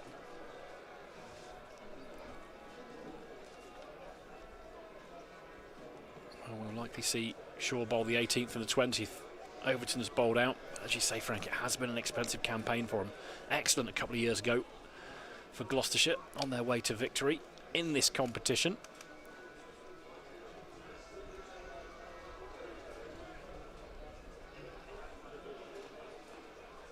Cullen on strike. Gives himself room to leg. Looks to steer that straight to the fielder though. 2 behind square on the offside. In the ring. Man out in the deep as well. On the point boundary. Long on, mid-wicket, square leg.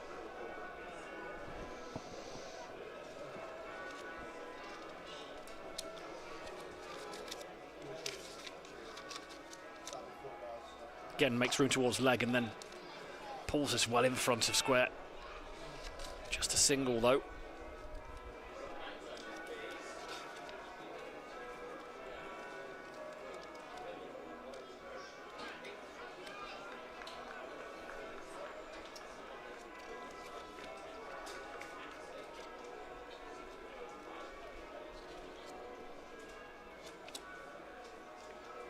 Run rate 8.5.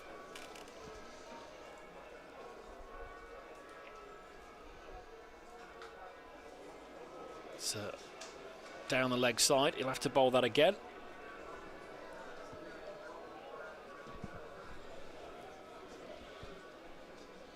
Did Michael cut off Jack Chantry at this end? I haven't got my binoculars.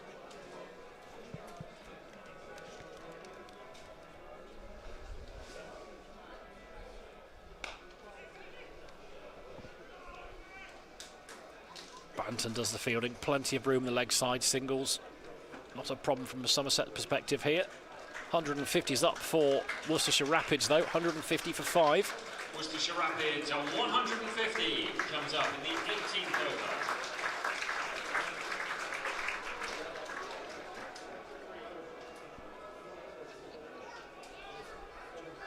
over. Umpire's just in discussion here with Somerset skipper Tom Kohler-Cadmore. Discussing the state of the ball, is it? I think I'm discussing maybe the way Banton was throwing it in on the bounce.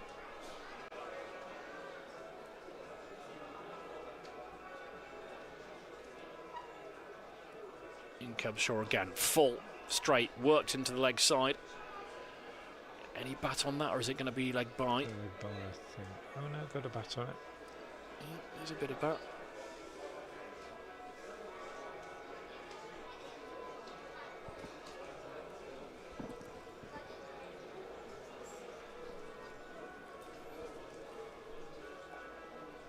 Quiet over, good over this from Shaw. He'll want to get out of this clean if he can. Clubbed into the leg side, it'll just be a single, so he does. Just 6 from it. So, good comeback from him. 1-5-2, 2 overs to go.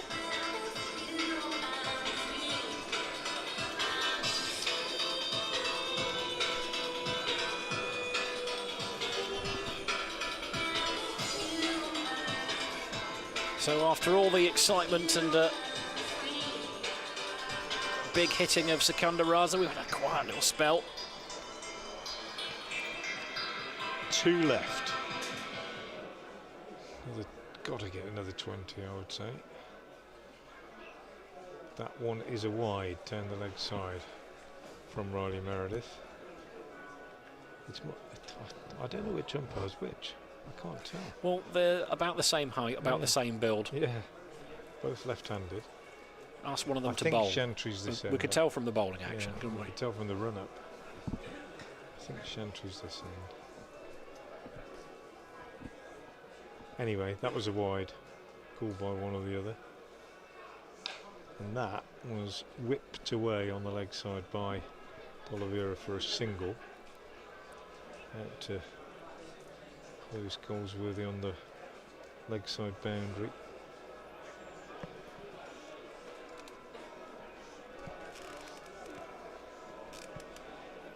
Well, it feels like Worcestershire are slowly finding their way to a par score here, doesn't it? It does, yeah, par. I'm putting par at 170 in terms of Worcestershire in the last couple of seasons. That's a very good shot from Henry Cullen. Over mid-wicket for 6. That's a fine boundary. First boundary for the young man. Takes him to 10 off 5. Just picked it up over mid-wicket. Lots of bottom hand. Just a flick, really. Fantastic timing. Yeah, 2 full, 2 straight, but it's just a change so in the field. effortless. 160 is up. Meredith bowls a bouncer. Cullen misses out on it. Ducks it. He's annoyed with himself that he didn't try and get something on it. Clever bit of bowling. Certainly took him by surprise, didn't it? It's instinctive evasive action, whereas you just try and get a bat on it and see if you can fizz in it outside edge, don't you? But, yeah, exactly that. You're annoyed, but it's all. This is what learning is about, isn't it? Out there in the middle. Yeah, he'll have the gloves next year in this competition, most likely. Hammers this one off the front foot through the offside, but only a single. Anton again is the fielder. 161 for 5. 8 balls left. Got to get 175. That would be. Hey, and at this point, do you think Matthew Waite didn't get a chance to go out there and he's possibly the most destructive hitter at the end? I don't know.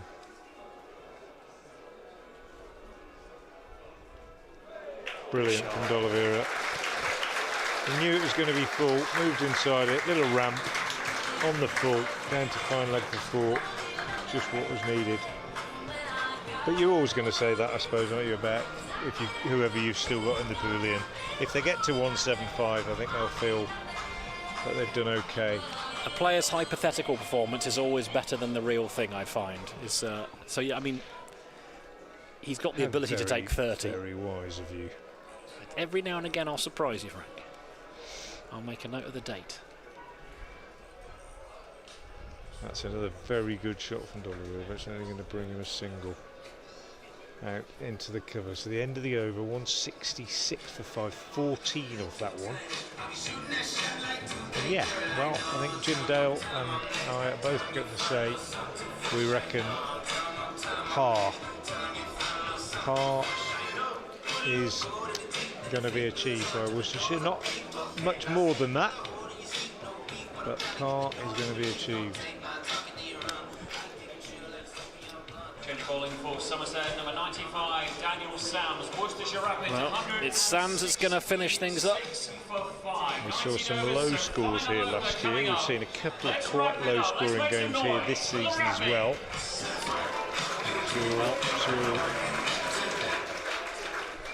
D'Oliveira facing up, Sams on his way in, left arm over the wicket. Bowled. Good full delivery, just squirted away, and they're going to come back for 2, and he got his bat stuck in the ground there. D'Oliveira was able to come back for 2 though. Good bit of cricket all round, good delivery, good shot, good running, good bit of fielding out in the deep. 2 runs to the total. It looks like 175 is going to be somewhere near, Frank. It's, yeah. If you bowl badly, 175 doesn't look much here, but if you bowl well, it will take some getting. In comes Sams again. Shorter, slower ball. Has he got enough on it? It's probably just going to drop short. It is going to drop short. Got lucky there. Banton in. They'll take 2 more. Cullen's quick between the wickets as well. He's a little rabbit, ferret, isn't he? Between the wickets. Gosh. Whip it. That's the animal.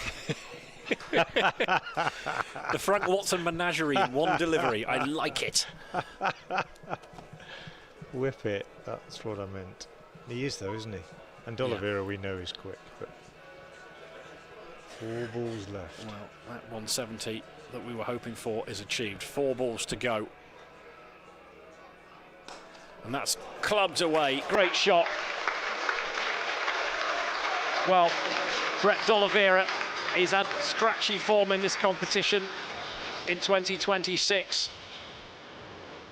But he's a very, very popular member of this Worcestershire family. And to watch him play himself back into form, Frank, yeah, and is a wonderful thing. He's given the captaincy up, as we know. He's had his critics, and I think there's just something cathartic about this innings. Same again.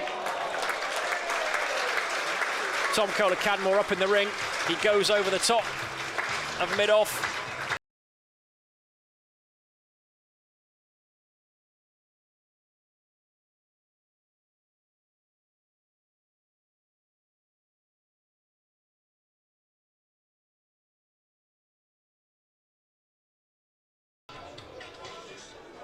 On 7-8 for 5. Decent score at New Road. 2 balls to come. Sam's in again. D'Oliveira waits. It's good delivery again. Worked away behind square for a single. He's frustrated, D'Oliveira.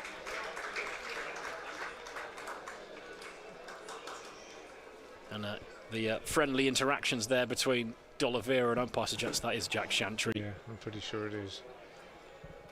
Slightly shorter than. Were you here for the Chantry century? No, I wasn't. No, I wasn't. Chantry's match, as it's now known. Wrote about it in great detail in Darryl Mitchell's autobiography because he obviously talked a great deal about it. Just a remarkable couple of days, really. I watched it from the D'Oliveira stand many years ago. In comes Sams, round the wicket, last delivery to Cullen, rolls his wrists on that, nice looking shot, timed it nicely. They'll try and get back for 2. Or they decide against it in the end. Great bit of fielding. But that will end proceedings from a Worcestershire perspective. Early impetus from Isak. Sikandar Rasa fireworks in the middle part, and Brett D'Oliveira. Well, there'll be fewer, more popular players to make a score than he. His 41 not out means that Worcestershire find their way to 180 for 5, and I reckon that's a pretty good going considering, well, we've seen some very good quality bowling as well, Frank, haven't we? Yeah, I think probably Brett D'Oliveira will feel happy with the outcome. Henry Cullen will feel that he played his part with a nice little 12 not out. Brett D'Oliveira not out 41 off just 25 deliveries. As I say, as you said, he's been out of form, he needed that, and that will make him feel a lot better. That said, I suspect both dressing rooms were reasonably content with their performance. Somerset bowled pretty well, fielded reasonably well, and they all fancy their chances of chasing this down. They've got the batting lineup to really hurt teams. Again, they're a bit like Worcestershire. They've struggled to put good quality batting performances together. Yeah, good little cameo from Cullen. What I liked about it particularly is just didn't get bogged down as a new batsman. It can happen. We saw Roderick take a little while to get going, and Hose as well. Slow going, but Cullen quick between the wickets, decisive, proactive little innings. So there we are, 180 for 5. We mentioned there were some decent bowling performances. Craig Overton, 4 overs, 1 for 22. Sam's 4 overs, 2 for 29. Goldsworthy bowled 4 overs, 1 for 35. Actually bowled better than that. His last over, he was the victim of a pretty aggressive Sakinder Raza. Shaw, 2 overs, none for 22. And Ogborn, 2 overs, none for 26. Expensive day for him. And Meredith went for 45 to take a wicket as well. So we'll take a little breather in the sunshine here at New Road. Worcestershire posting 180 in their 20 overs. We'll be back in a few minutes to see how Somerset go, trying to chase them down.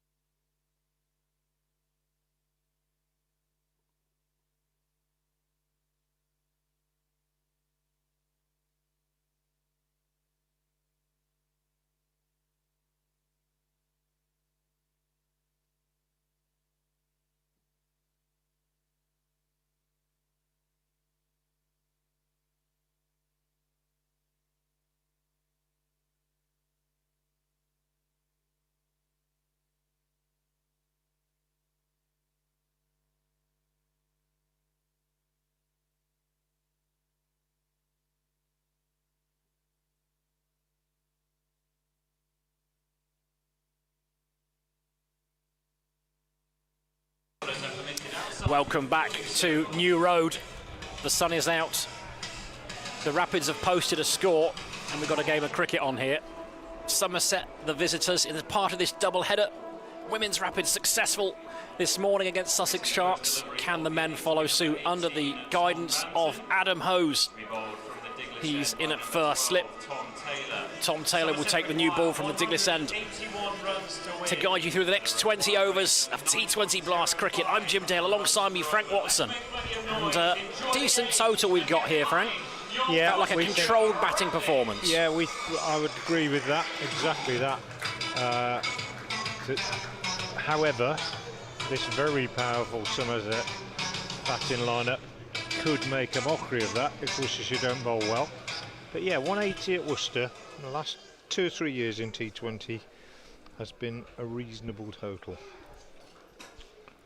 So here's Taylor, first ball from the Diglis end to Banton, who's slightly on the walk, driving up to mid-on, no run. Taylor can get quite prodigious movement back into the right-hander with the new white ball, as we've seen a couple of times this season in T20 cricket, as we saw in the One Day Cup at Taunton a couple of years ago, where he produced a remarkable delivery.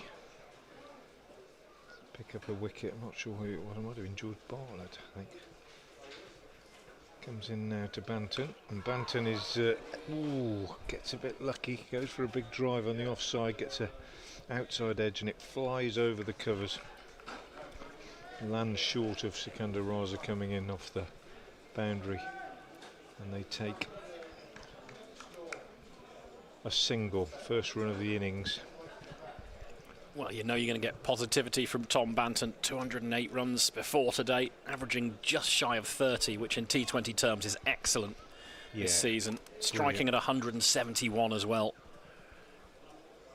As Taylor comes in and bowls to Will Smeed, who edges short of Usama Mir at short third man. They go through for a single, and of course there'll always be a link for Banton with Worcestershire, because he got a 300 against them at Taunton last season, and they don't come along very often. I'm sure every time he plays against Worcestershire, of course, bound to be in his thoughts. But has decided to go down the white ball route. Waits now as Taylor bowls, and that's a beautiful drive, but he'll only get one because it's very nicely fielded. Oh, he's going to get two actually. Nicely fielded by Kashif Ali, moving to his left at mid-off, but he was unable to pick it up cleanly and tumbled over. They got back for a second. So a good start from Banton. He's found the middle of the bat. 4 without loss. 180 Worcestershire posted. 40s from D'Oliveira and Raza. 34 from Isaac. Banton on the walk, inside edge, squirts away on the onside. Another single taken. Now then, can Taylor finish the over without going to the boundary? First balls and last balls of overs been so important, and tend to be in this format, more than perhaps we appreciate from the outside. First ball because batter often tries to put pressure on the bowler by going to the boundary. Last ball because bowler who might have bowled a pretty tidy over like this one goes to the boundary off the last ball, and that might well be what's happened here. Indeed it is. Wasn't that bad a ball, bit over pitch, but Smeed driving it past the diving fielder at cover, and what could have been a really good over ends up being one that has probably gone in the batter's favour. 9 runs coming from it, 9 without loss off 1. Well, it's the psychology of sport, isn't it? As you say, it's the intent in the first ball, trying to put pressure on the opposition, and it's the frustration and how you deal with it.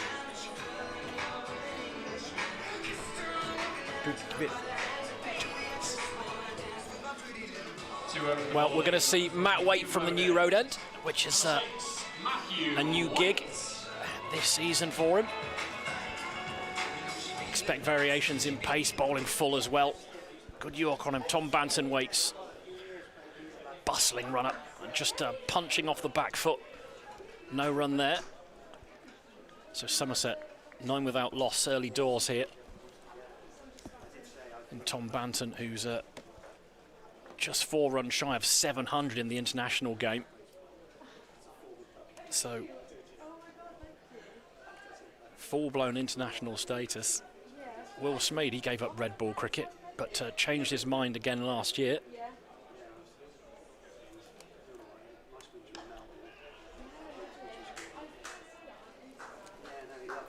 Couple of dot balls to start proceedings. And in a few minutes' time, I'm pleased to say that Liv Goff from the Women's Rapids is going to join us for a short stint to say hello after a fine performance. The first part of this double-header.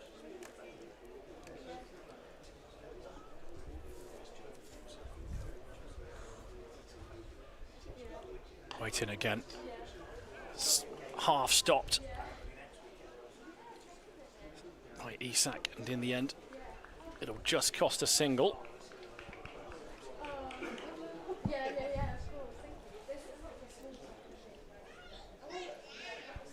Well, with the change in the side, Frank, no Fateh Singh, Henry Cullen instead, so they're going to be a bowling option lighter than they were on Friday.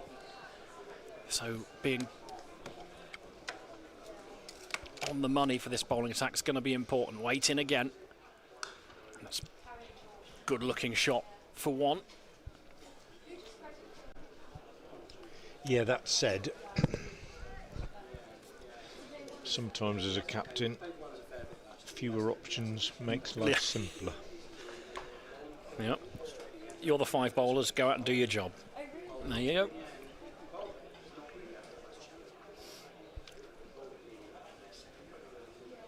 Well, I think Matt Waite has been pretty consistent with the ball in this campaign. Pretty inexperienced in terms of T20 cricket before he joined Worcestershire. Another good back foot punch, looking to take on Hose. Quick pick up and throw, direct hit. Looks like he's okay. And he is. Again, good cricket all round. But again, it's just singles. 1 ball left.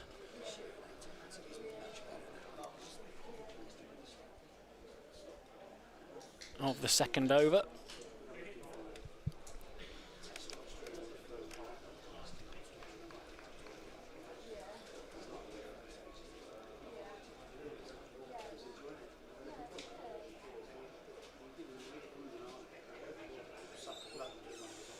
In comes Waite once more. Again, pushed into the offside. Think about 2. Think again. So just singles to finish out the over. 4 of them. And a good start from Matthew Waite.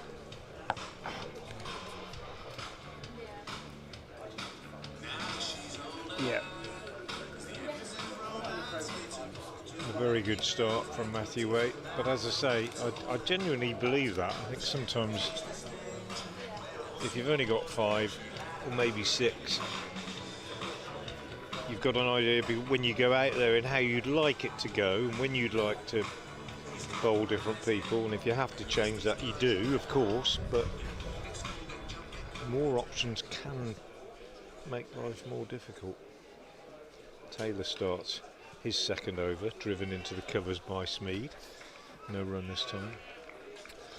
And you end up with situations where, you know, maybe you've got 7 options, you only get 2 overs out of one of your best bowlers, and I don't know.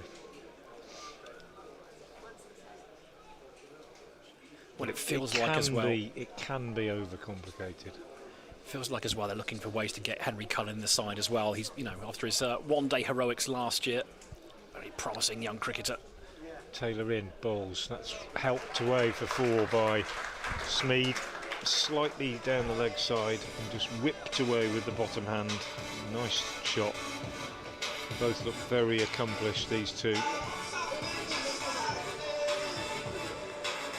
Taylor feels that he's ex-Millfield as well. He's has to be at least 1 in the Somerset side. That is a law.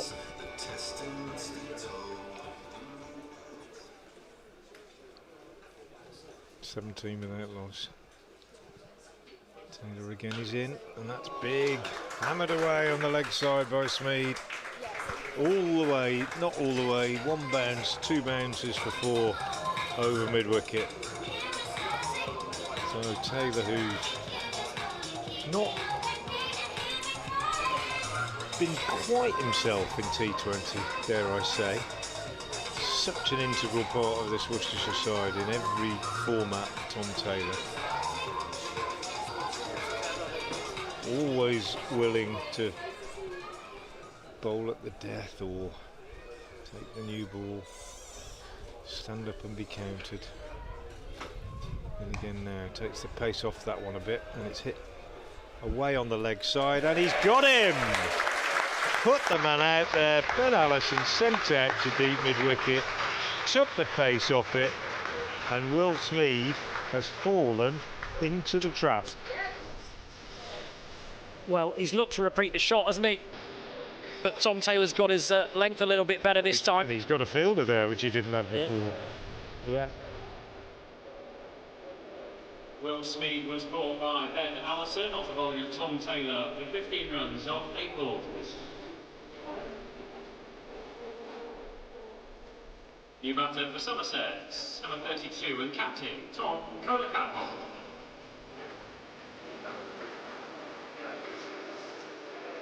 So here comes Tom Kohler-Cadmore, formerly of this parish, of course. Captain of Somerset today, to join Tom Banton, whose brother Jacques briefly played for Worcestershire. Of course, yeah. All-rounder, wasn't he? Well, he still is. Plays for Barnt Green in the Birmingham League, along with Henry Cullen. And was in the same Warwickshire under 15s as Ethan Brooks. Oh yeah, it's the West Midlands cricket family. Have you coached him? I have. Yes. Well, no, I've tried. I should say I've tried. There's Taylor into bowl, and Kohler-Cadmore edges this down to short third man, where Usama Mirfields may take a single. In reference to our previous game, Frank, and the 0.5 degrees of separation, I might start a new feature where I name somebody from club cricket and figure if I can stump you, whether you've played, coached, either them or a member of their family. Yeah. Because I just don't played think... with their granddad.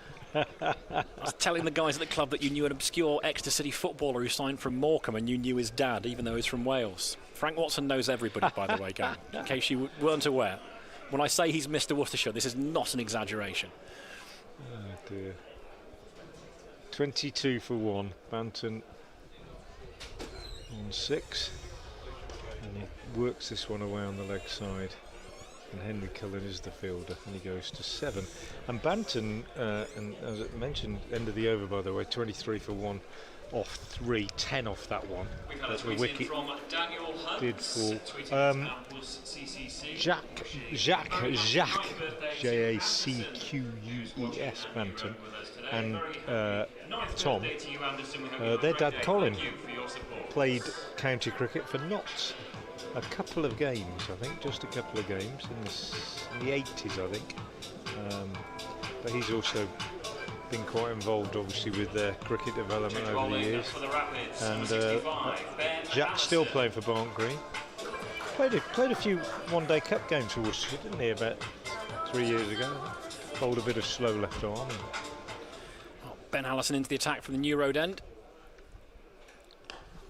Good length, good line as well. And, Banton on his toes, just pushing that into the leg side.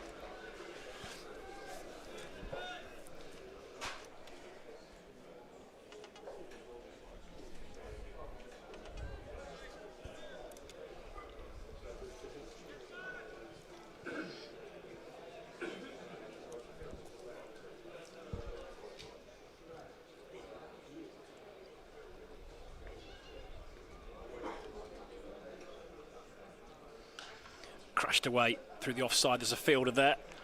Hit like a tracer bullet. And I suppose we should probably mention the fact that Ben Stokes has retired. Yeah. Mid-series, not uncommon.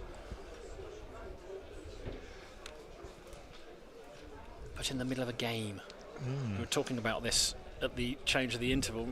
We was trying to figure out the mindset there. Why wouldn't you wait a day? I don't know. Anyway, in comes Allison again. Cola Cadmore waits. It's a play and a miss. That's a whisker away from an outside edge, thudding into Roderick's gloves. And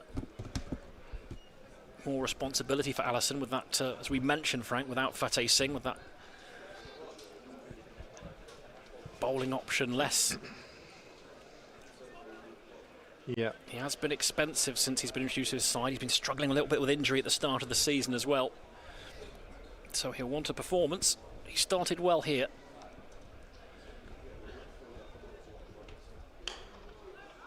Good stop in the covers. Isak's there. And importantly, releases the ball quickly too. And the first sign of the trumpet. I feel like you don't like the trumpet, Frank. It's the timing of it.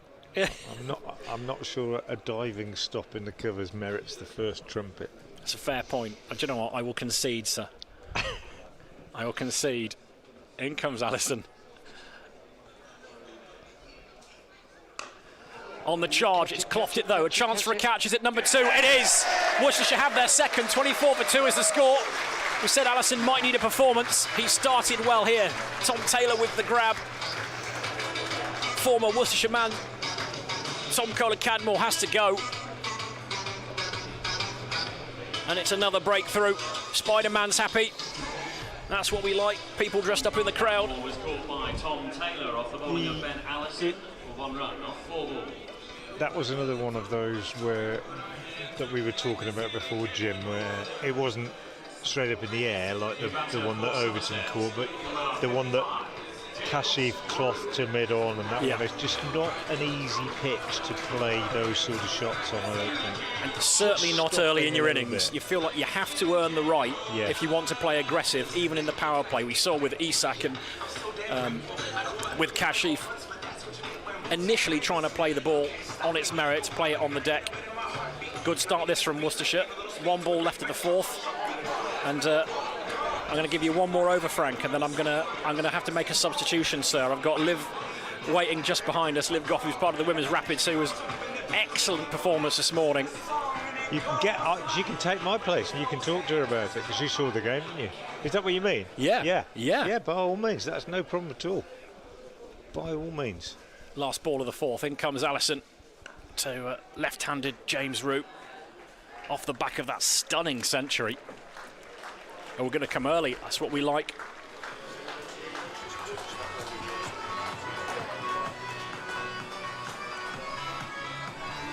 But it's another wicket for this Rapid side. 24 for 2. Still 157 runs to chase. I'm glad to say. Join Liv. Liv, welcome. Good afternoon. Thanks for coming on. Now, double headers at New Road. Yeah. Worcestershire Women's Rapids, they've been playing at New Road now. This is their 2nd season, home games here.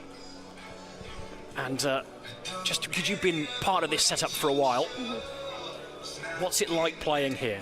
Is it a different feel for the women's side here? Oh yeah, I feel like it is always different. It's great to have a good atmosphere as well. As Taylor continues from the Diglis end, take a single from him, tends to bowl his overs at the top of the innings. And also good crowd this morning as well. Really good crowd. I think the weather helps. But brilliant crowd. And it's always good, you know, having the men to obviously follow on and brings the kids in the morning. It's brilliant. Yeah, really great crowd. And for those that don't know, a 6-wicket victory. Yeah. I think importantly as well, in the run chase, a low run chase, only chasing 121 for victory, but the batting performances of the Women's Rapids been a bit up and down. Yeah. Posting a score's been a problem. Yeah. But ease today, wasn't it? So Taylor's in again. On the money, just outside off stump, pushing the ball across the left-hander. Yes, it absolutely was. I feel, you know, obviously chasing 221, I don't feel like it was the easiest pitch to bat on. So I still think that we did a good job, but at the end of the day, it was a run and ball. So it was a good job to go out there, keep cricket simple. I felt like Mads did a really great job up top. It's only her second game playing for us this year, so she definitely did a great job sort of setting the foundation, if you like. But yeah, really fantastic. Good to go out, and hope we can follow it with a little bit of consistency. Yeah, super innings from Maddie Windia. I mean, just technically really sound shots all around the wicket. Good to have Ruby Davis back. 21 balls, took the Sussex Sharks for 41 runs. Sweeps and scoops all over the place. Yeah. And she's a good personality as well to have around the group, isn't she? Yeah. She's a brilliant personality. It's so good to have Gwen back. We definitely missed her. Obviously, she gets creative when she bats, but I think it's great because I think she sets that foundation for confidence within the group. You know, if she can come out there, it gives a little bit of the rest of us as well, that faith, that energy to go on, that we can be brave and play brave cricket, which I think is a lot what T20 cricket is about, you know. And it's a young group as well, isn't it, this rapid side? Lots of changes in the past few weeks, and even changes from last year as Taylor's on his way in again. And so genuinely beat the edge there. Oohs and ahs from the Worcestershire players, rightly so. And Somerset in a little bit of bother here. Felt that 170 was about par. Worcestershire got ahead of that in the end. Somerset just finding out how difficult it is to bat on this surface. Same surface actually that you guys batted on. Yeah. Just one thing as well, behind the stumps, standing up to Lucy Harris. What's that like? Because she's quick. She is quick. I think with a little bit of nip in the surface, and I think today she was sort of bowling a little bit back of the length. It's on the walk to Taylor. Is James Rees strong arm that down the ground for 4. That'll relieve a little bit of pressure. In good form, James Rue. But she pinged you with one, didn't she? You got one in the chest. Straight across the chest. Not where you want to get one, standing up, but that's okay. I think because she was bowling that sort of back of the length, I felt like there was a little bit of nip in the pitch, a little bit of bounce off it. It's bound to happen. I actually end up going back to her in the second over, which I think was a good decision because they were looking to ramp a lot and sort of loads of plays and misses. So business decision. Yeah. Keep your teeth intact. Strictly it's a business good move. decision. Yeah, absolutely. All right, Taylor, last ball of the 5th over. James Rue waits. Again, punch on the back foot. It's good length. And it's a good over from Tom Taylor. 29 for 2 the score, 1 over left of the power play. Rappers will be happy with their work. So where do you see the Rappers are? It's been a transitional year. As I said, lots of young players coming through. Maddie Windiat, a classic example. The Rachel Hayhoe-Flint scholarship she had at Malvern College. Where do you think this group are? Because you've had to, Bryony's gone off to play the short-term pro contract with Essex. Yeah. And Sophie Beach's been back and forth. We've seen players come and go. It's just the nature of Tier 2 in the women's game. But 4th place in the group. Yeah. It's another good win after a really impressive victory against Middlesex. And the guys, if you don't know about women's cricket, Middlesex and Glamorgan in that group, they're the powerhouses, really. What's the ambition for this year? I think the ambition is to obviously qualify. It would be great to make semis and obviously finals day. I think, to be honest, with the amount of movement around the group, I think we are doing a brilliant job. I think sometimes it can show the movement can come through in a little bit of lack of consistency. But we've had a couple back-to-back wins. The group's feeling good. I feel like we've found a really good sort of opening pair that works as well, with Mads up top doing a fantastic job there, obviously. Alison back in from the New Road end. Roderick up to the stumps. And well, wicketkeeper is a special breed. Frank Watson will know all about that. He'll be back with us very shortly. But the young players, I've noticed the fielding, and Ed Wilson, the coach, has put real emphasis on the fielding this year, and it's been excellent. Yeah. Even when form has been a little bit up and down, particularly a bit like the men, the batting hasn't been consistent. Being able to defend low totals like we saw against Kent, really, really strong in the field. Yeah, it shows. It shows. I think if you can have your fielding consistently good and effective as well. Comes Alison again. On the walk here is James Rue. And I think Alison saw him coming and dug it in. Ended up trying to reach for it as he gave himself room outside leg stump. What it's something that Frank and I were talking about actually in the first innings here is that it's just something that you should put your effort into. It Yeah, should yeah, show definitely. that you've made the effort. If you get a good ball when you're batting, you just get out to a good one, fair enough. Yeah. But you've got to show you've put in the work, Yeah. particularly in the field. In comes Allison again, deep in the crease this time, looking for a scoop. It's going to be a wide down the leg side. Roderick gets his body in the way. I think as well, positive and effective fielding does set such a good foundation, and I think it sets a really good energy throughout the group for then people to be able to go on and, you know. So it's a way to show intent, isn't it? Yeah, a way to Absolutely. show intent, absolutely. So what's next for you guys? Is it down to Glamorgan next? Yeah, we've got Glamorgan next Sunday.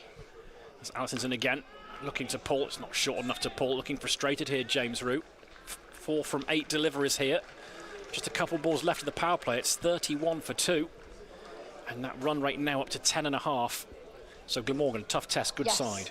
Good side, will be a good side, but, you know, I think we've had a couple of really good wins. Obviously beat Middlesex by 9 wickets the other week.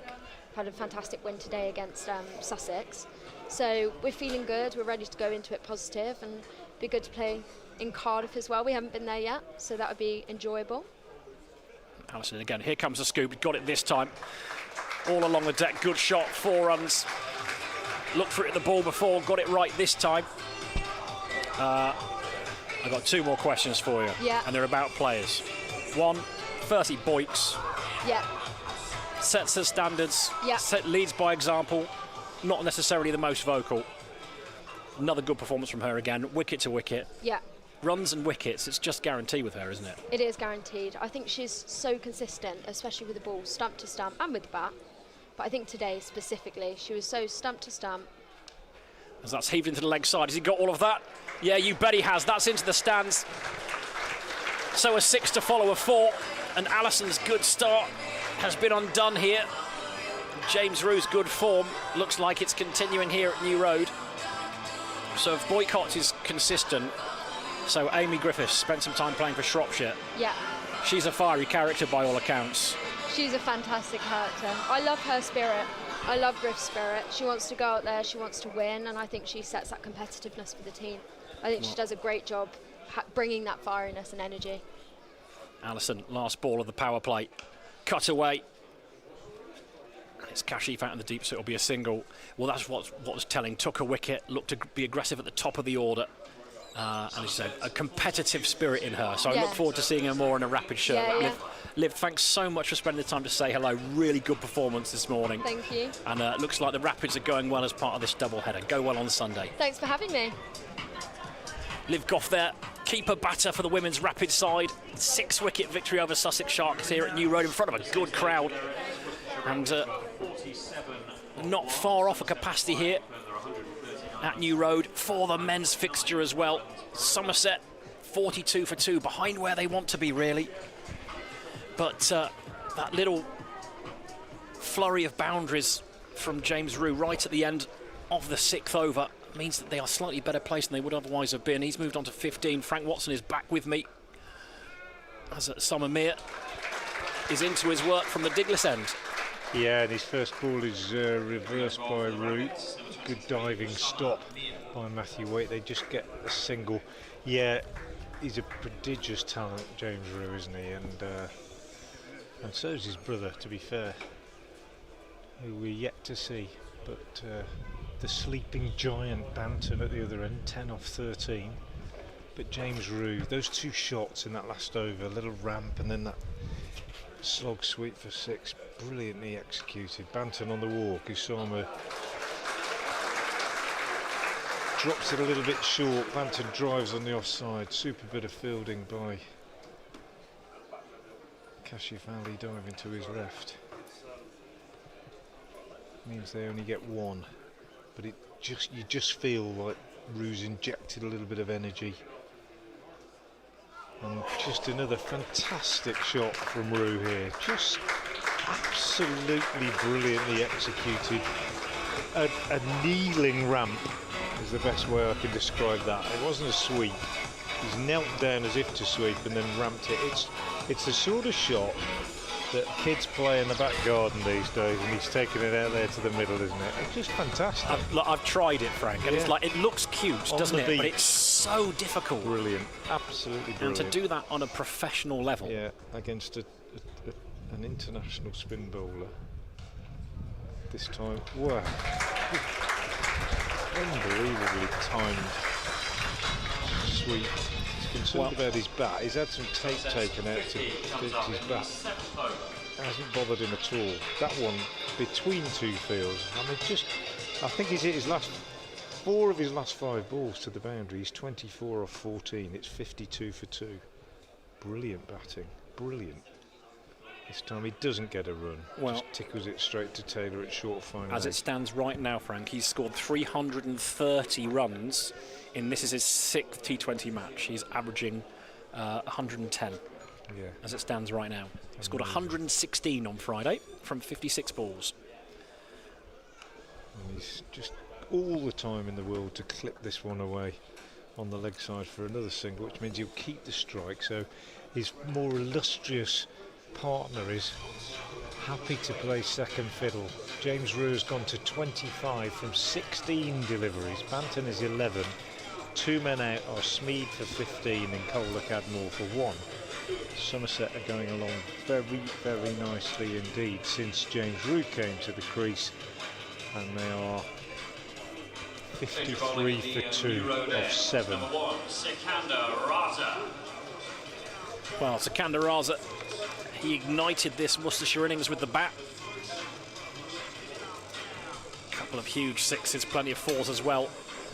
Really lovely shot to guide the ball over the keeper's head. Oh, we're going to see him with the ball. He'll hide that ball until the very last minute, round the wicket to left-handed James Rew. Slower ball, it's down the leg side.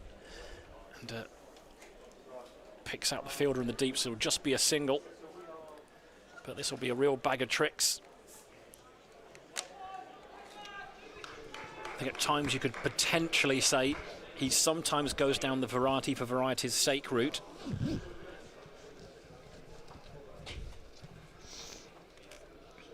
Over the wicket to right-hander Banton, and they'll think about 2. Kashif comes in quickly, and it's good running between these 2 batters. Just saying, Kashif and Tom Taylor having a conversation about communicating, as Kashif had to run round that ball onto his right hand. Tom Taylor might have been a better option.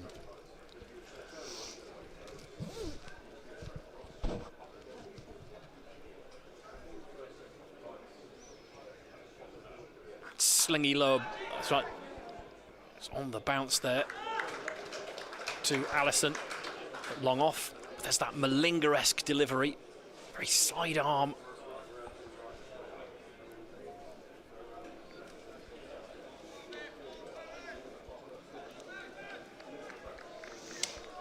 And these 2 put on 33 in 4 overs. Again, it's a bit leg side, and it's easy runs at the moment. The key, as long as the run rate's around 10, which it is, they've just got to try and keep boundaries to a minimum. But when Tom Banton, if he's in the mood and he starts getting going, there isn't a ground big enough to contain him.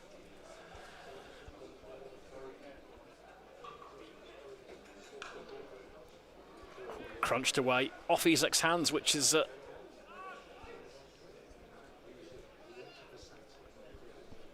just a single in the end.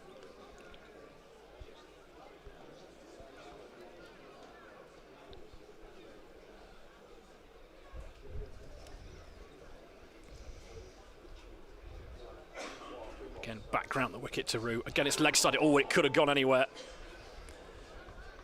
In the end, it evades the stumps, and Gareth Roderick, they take a single. It's a leg bite, but so easily could have found its way onto the stumps.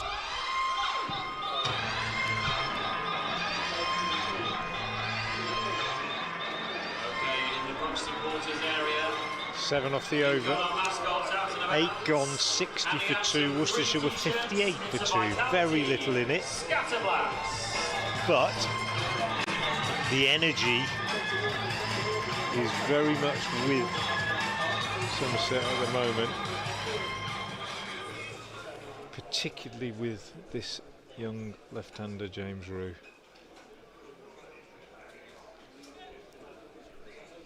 Well, he took a liking to Sam Amir. Yeah, just so confident in his execution. Absolutely smashes that one, but only gets a single because it's straight to Sikander Raza on the feel like he's missed out square leg there, boundary. I think Usama Mir, for me, in this competition, generally, just break off as he bowls this one.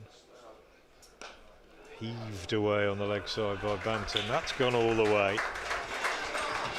Over mid-wicket. It's a big hit, that. Banton's opened his shoulders for the first time. They're cruising, these two, at the moment.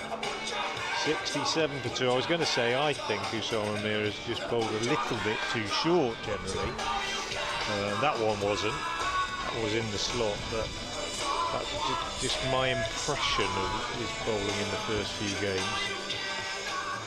Well, I think if he's going to bowl that length, I think he's got to push it through a bit quicker. Maybe, yeah. That one like is, that. Banton is inside out with this one and over extra for 4. Runs are coming quick and fast now. And Banton has bided his time. He's gone to 25 off 19.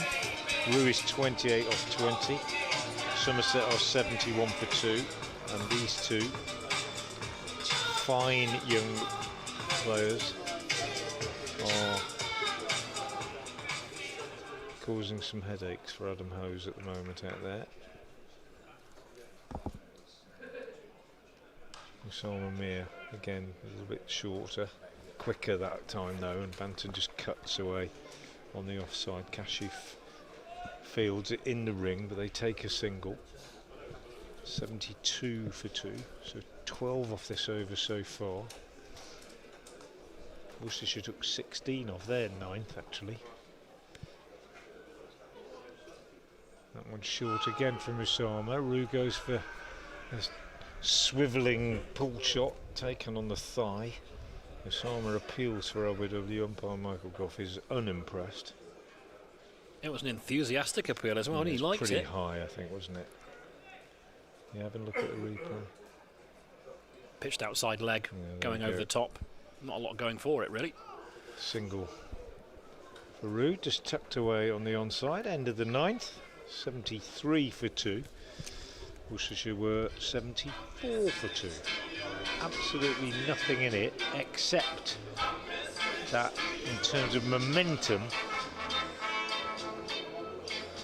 these two are set and looking dangerous, Frank. That's what I say. And Worcestershire now, off the next 3 overs, they scored 6 and over, and that is clearly not likely to happen unless a wicket falls, because these two are really looking to get stuck in now. Well bowled though. So Raza's back into the attack, the New Road end.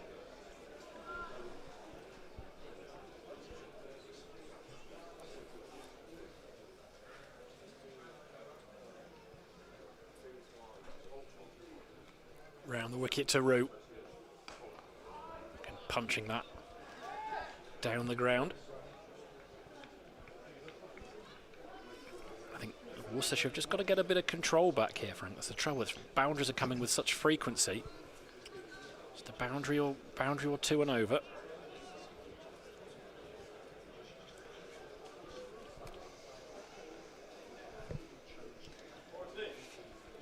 Required rate's 10. Run rate just under 8, but it was such a slow start. First 5 overs, just for 31 runs. So these two, as we've advised, really, is they've both taken a few overs to have a little look.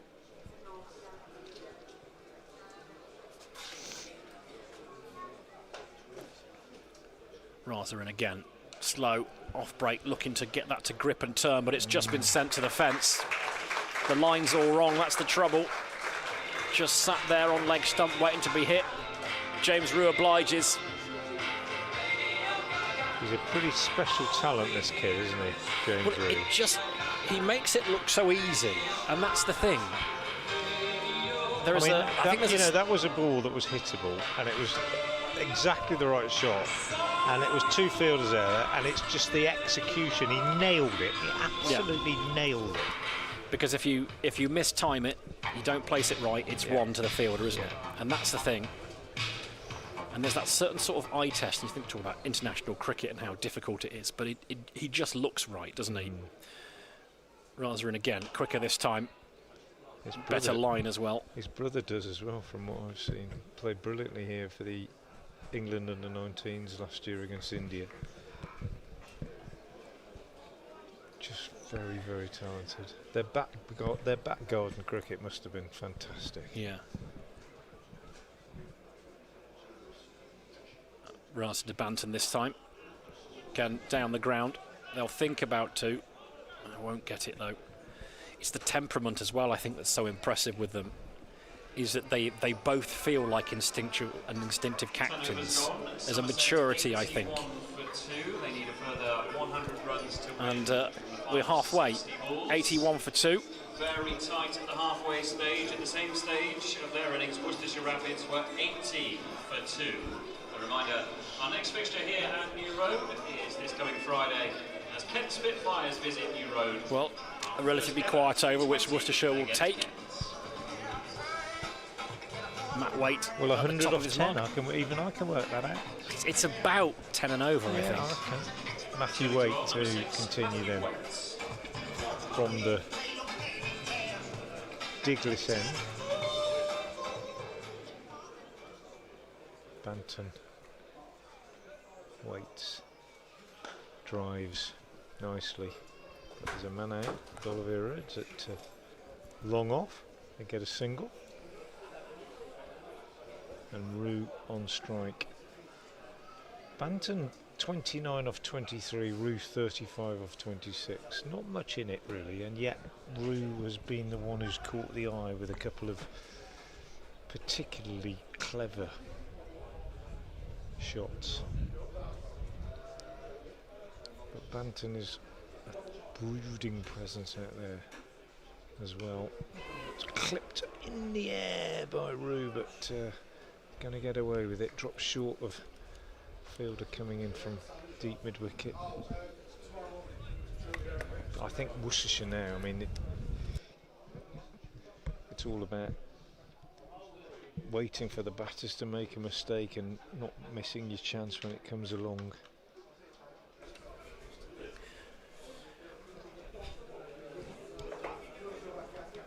Wait. Right arm over, slower ball.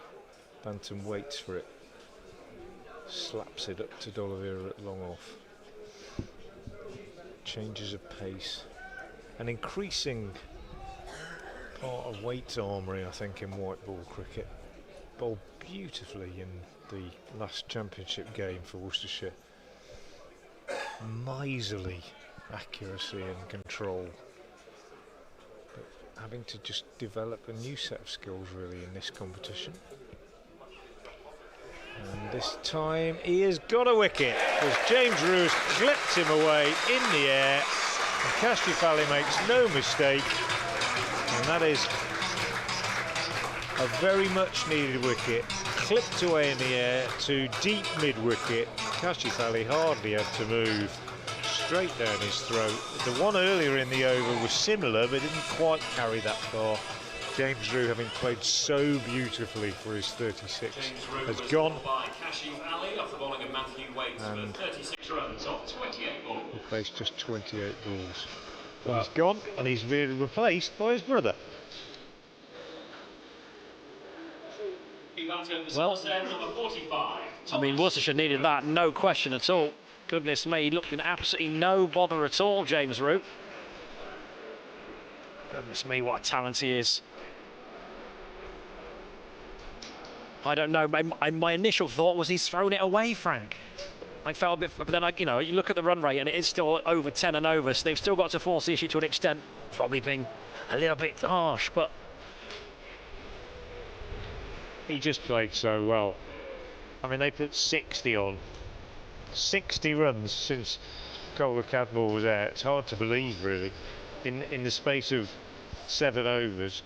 And you feel that they weren't going at full lick either. That's the thing. It's just that's nature of talented cricketers, but Bruce had to go, and it's good news from a Rapids perspective because it was looking ominous. Key breakthrough. Weight into Thomas Root, who is cutting this away on the offside. Very good piece of fielding by Sikandar Raza.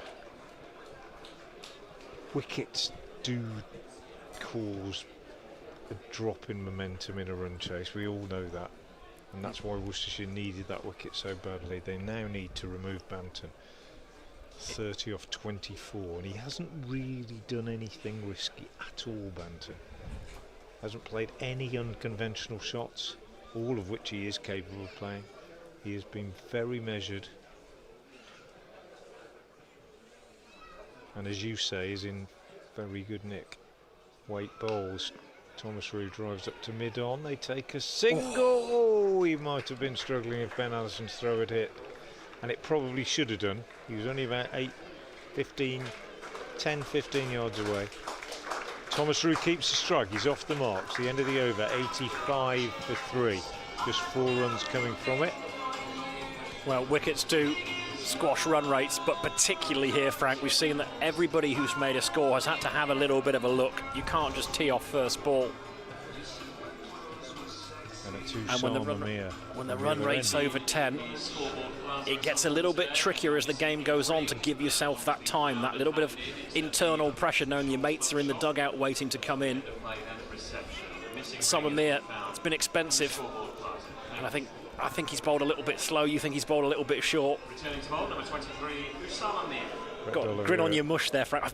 I've made you laugh today. This has been good. In comes Mir again. Wrapped on the pads. No real appeal. Brett D'Oliveira just bowled the ball to Usama, and he did an impression of Usama's action as he bowled it, because he twirls both the arms, doesn't he, to get himself into the loaded position, if you know what I mean, as he goes now, and they both go round. Very characteristic. See, now I would say that's a little bit faster and it's a little bit fuller, which is what we were hoping for. Well, we've had D'Oliveira impressions, we've had Frank's menagerie, we've had a dinner lady, we've had a lollipop lady. Yeah. You can tell the heat got to us last week, Frank, can't you? Yeah, it got to me all right. Mir in again. Ooh, slow, a bit more flight this time. I think Dolly liked it. Yeah, that was nice. Well, it's tough to bowl a dot at Banton at the moment, I think. I think he'll try and go big sometime in this over. Well, he's gone down the wicket. He's trying to go big this time. D'Oliveira's running in. Could be a wicket. It is. Dolly doesn't miss anything, and goodness me, the former skipper like that. The change of ends has worked a treat for Worcestershire. Osama Mir in the wickets. Somerset 4 down. The Rapids on a roll.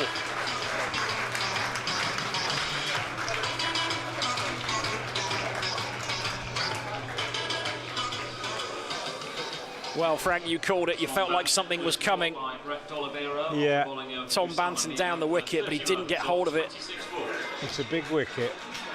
And we've seen this so many times this season, Frank, trying to hit the ball down the ground.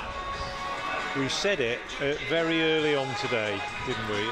There may be people who remember the comments, but we have seen a lot of cricket here at New Road this season, Jim and I, and T20s, and we've seen a lot of balls go a long way up in the air and not a long way to the boundary, if you know what I mean.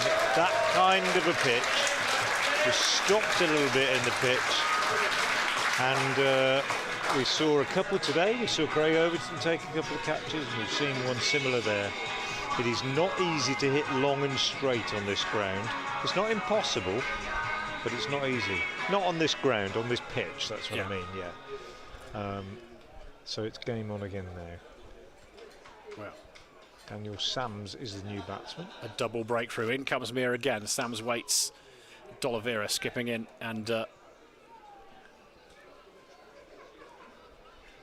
round of applause for D'Oliveira as he found his way back to his fielding position that you normally expect from a fast bowler, having taken a wicket maiden. You said it earlier. You said it earlier, Jim. He's a very hugely popular figure here. Wrapped on the peg, pitched out and given. It's another 1 foot Samamia. And things unravelling for Somerset here. We talked about the talent they've got in their lineup, but we talked about their inability to put batting performances together. Well, Worcestershire have done it today. Somerset are under the pump, 87 for 5. Yeah, big wicket. Thomas Root, very talented young man. And I think this man coming to the crease. Look at the purpose. Look at the purpose with which Craig Overton is walking to the crease. Have you ever seen anybody more determined in their body language than that? I don't think I have. Well, I mean, honestly, I'll throw a name at you actually, Frank. Andre Nell. Yeah, okay. But I mean, he would like hit snarl, wouldn't he? Yeah. But I think Craig Overton, I don't know whether it was affectation or not. Craig Overton has walked out, and every step that he's taken says, "I'm going to win this." He may not, but that's what he's saying, isn't it? He is not going to mess around. That was a brilliant over. He's a good, honest, tough, Barnstable boy, Craig Overton, Frank. People from North Devon are built differently. And the lesser spotted D'Oliveira with ball in hand, Frank. Yeah, surprised by that. But well, I suppose the extra bowling option, Adam Hose has put his former skipper onto bowl. Sams and Overton both hit a long ball. Run rate's up to almost 12. They're going to have to go. Dot. 1 dot.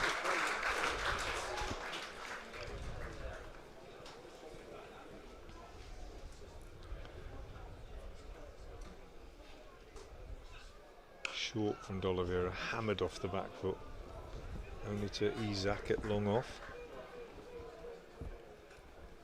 88 for 5, 13th over. Worcestershire were 92 for 4 at the end of 12. It's not that much in it. Not that much in it at all.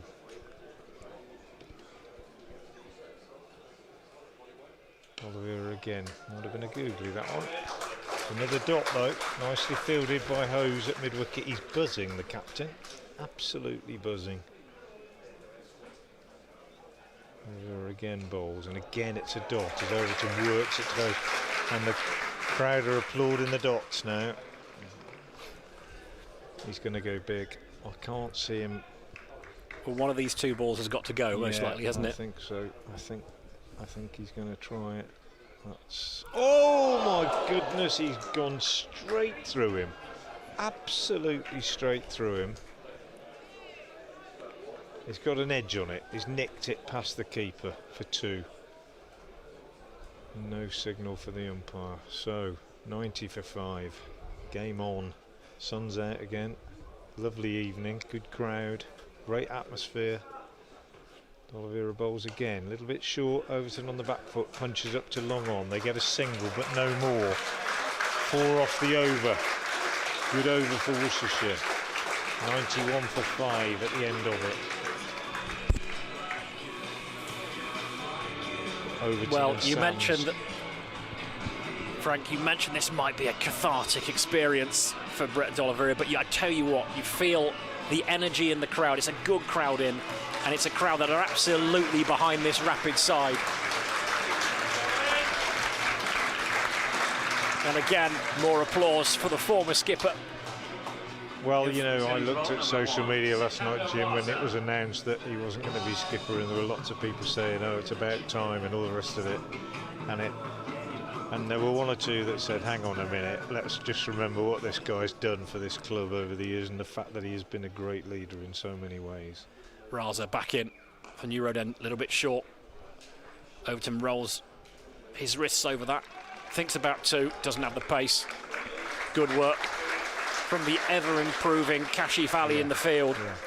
Been superb this season. Absolutely. Needed to improve, to be fair, but has done. Well, he went from a nervous fielder. Went from a nervous fielder that needed to improve just to be up to standard to someone who actually is boundary riding with real confidence. Raza fizzes that one in full. Squirts way down the leg side. Just a single. But right now the run rate's 13. It's an angry dart, isn't it? I think D'Oliveira could be in business again here, you know. Or Allison at long off.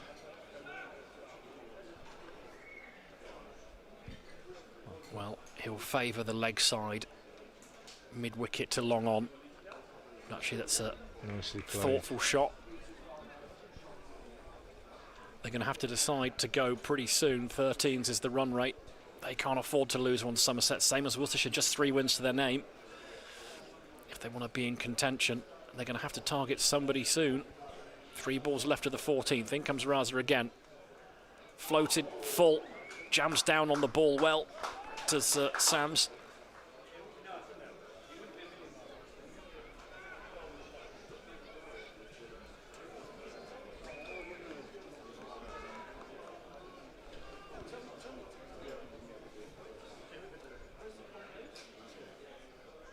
Faster. Well bowled. And pins Overton back. 1 ball left of the over. I can't see him not being tempted by this, Frank. Question is, what's Raza going to bowl? In he comes. It's the off break, just dropped into the leg side. That doesn't hurt the Rapids at all. It's another quiet over. And as they tick by, that run rate goes up. It's going to be north of 14 now. And that little spell where 15 off the last 4, Jim. Well, we were concerning ourselves really with the fact that at the halfway point, 80 for 2 and going really well.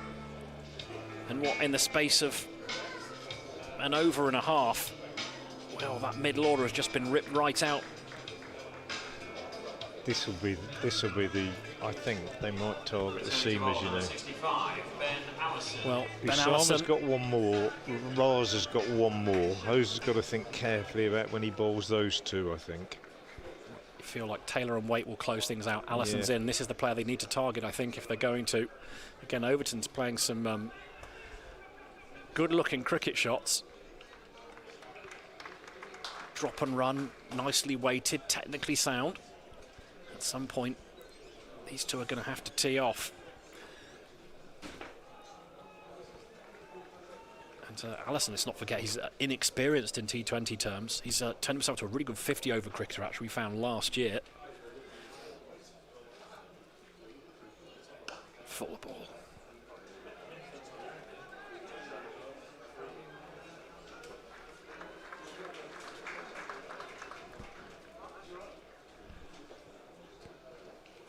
So what do you make then of Adam Hose as far as Worcestershire skipper in this format? Probably too early to say, isn't it? Well, I'm glad I asked. I think he's done all right so far. I think there's an energy about them that hasn't been there. I think D'Oliveira has been probably appears to have been somewhat freed up by losing the burden of captaincy. I think Brett D'Oliveira is a player that I know you know him very well, I know him very well, and I've worked with him too. And he's a player that needs to in order to thrive, he needs to be enjoying his cricket, and I think he'd stopped enjoying it a little bit.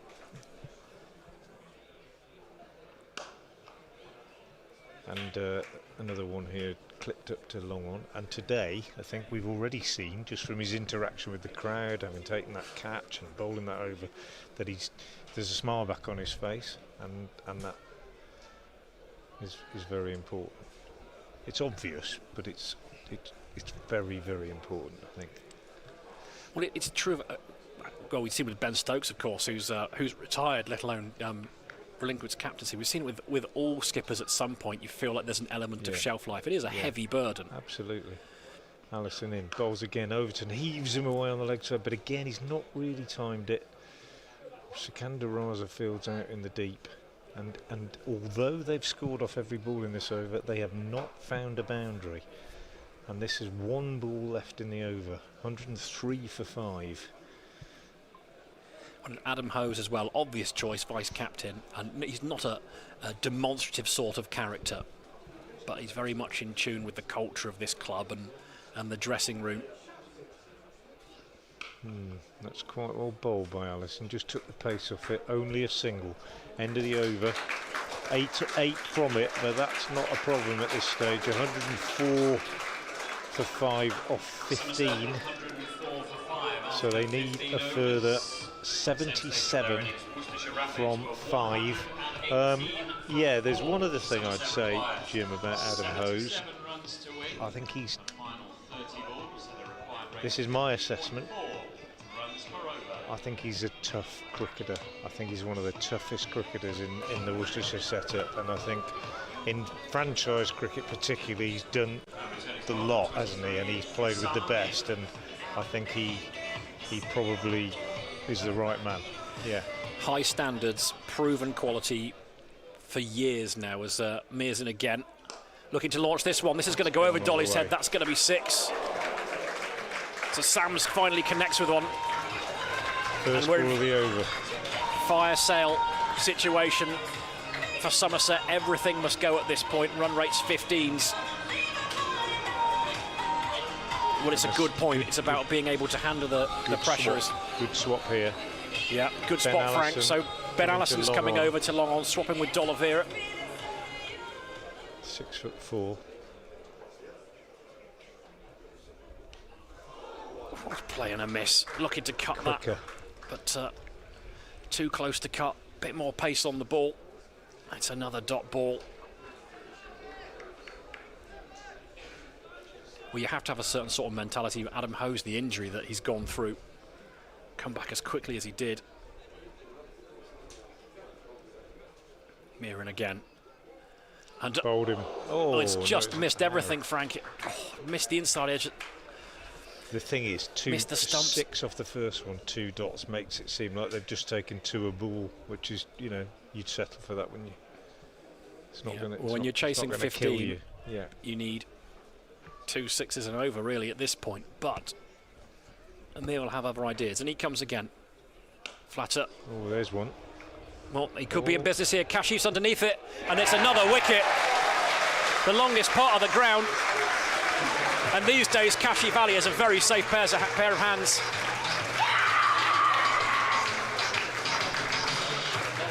Mirza has Somer Mir, sorry, has another.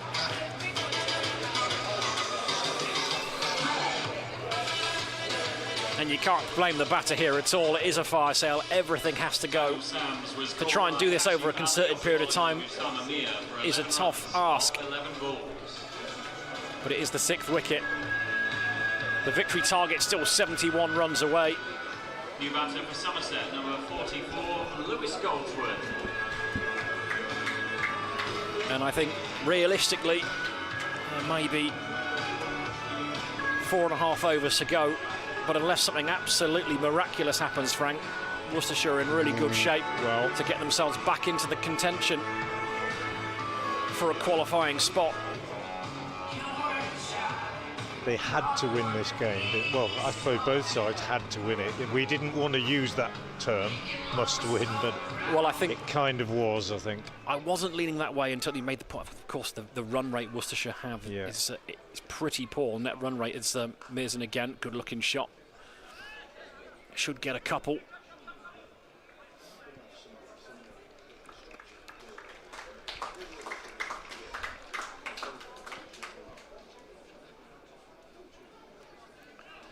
Last ball then of Somer Mir's spell. It's been a different story for him since he changed ends to the new road end. Flighted. Oh. And that's going to find its way to the boundary, is it? Going to be stopped just in front? It is. Good bit of fielding in the end. They'll get 3 though. They'll get 3. It is good running.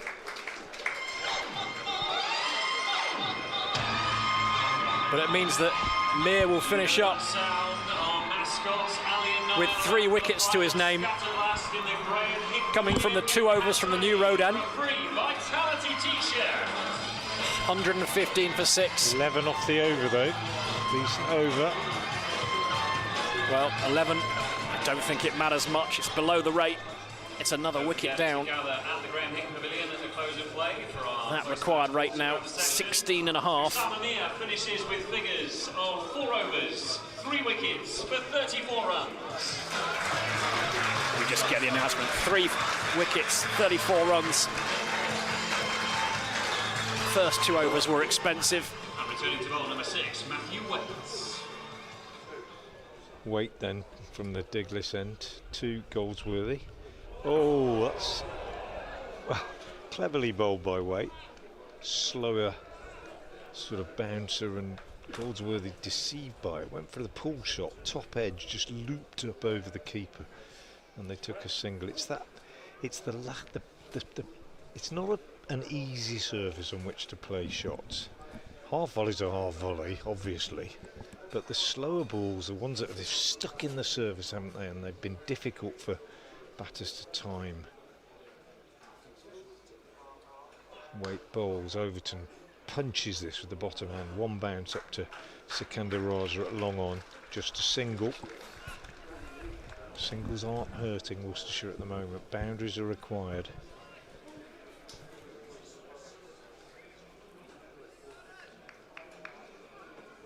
"22 deliveries left, and it's 117 for 6. Oh, that's a dot from Waite. Yorker. Goldsworthy just unable to do anything with it. Waite runs through and does his own fielding. 21 deliveries left. 64 needed.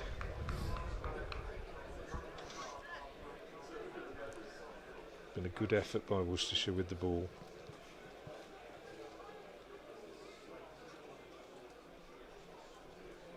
He felt that the Ruan-Banton partnership was key.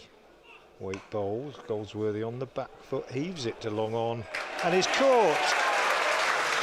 All falling apart for Somerset. Goldsworthy gets a short one, cross bat, slow again off the surface, and nicely caught by Sikandar Raza at long on, who moves so well for a veteran. He really does. Tumbling catch, very well judged. 117 for 6. 7, I beg your pardon. Goldsworthy was caught Well, by Sikandar Raza. good catching in the deep today, Frank. Yeah. Not an easy one, sliced off the face of the bat. It's not Goldsworthy. It's not his game, really. He's not a 6-hitter. Josh Shaw makes his way out to the crease to join Craig Overton.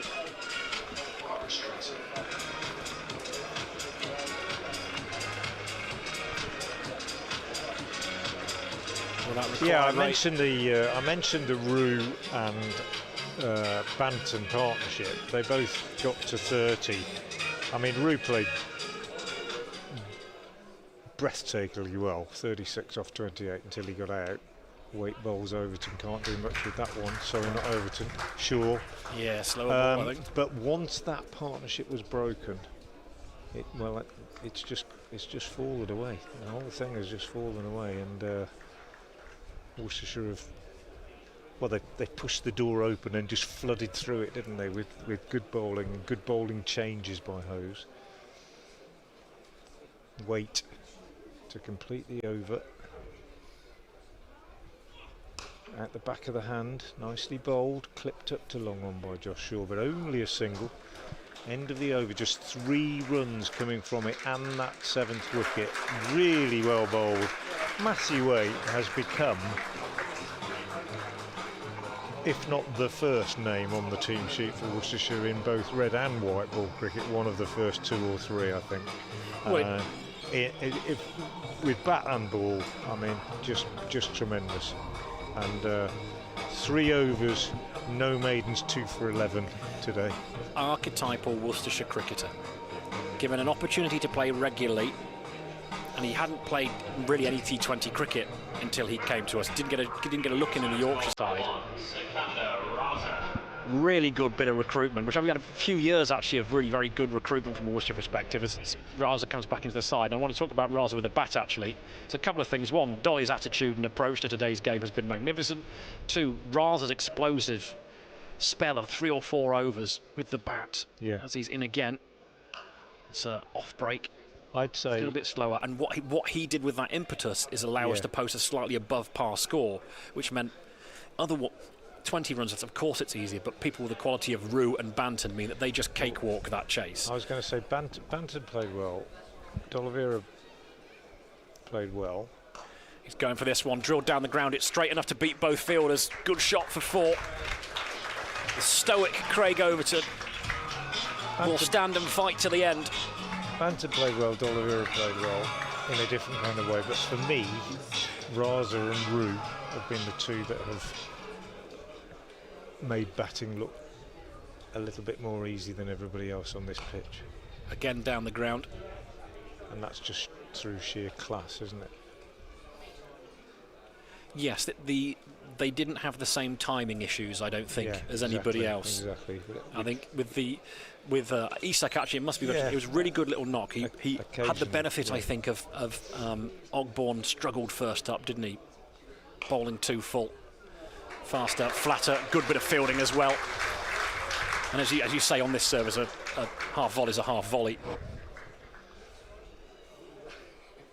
But Raza just looked at home straight away, running the ball off the face, down to 3rd for 4. And Roux as well, I thought it was amazing. Heaved away into the leg side. Allison's interested. Kashif's there as well. One of you. It will be Kashif.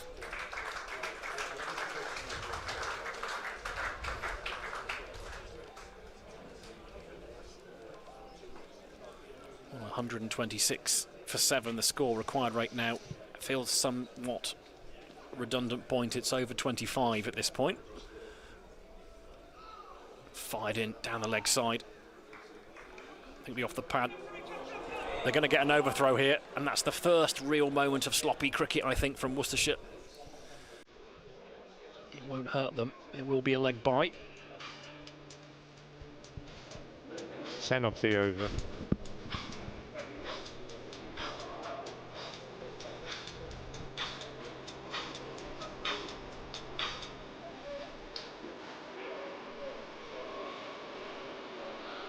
But it's, I suppose it's been a classic Worcestershire wicket this season, hasn't it? Hard to get set, hard to hit airily down the ground.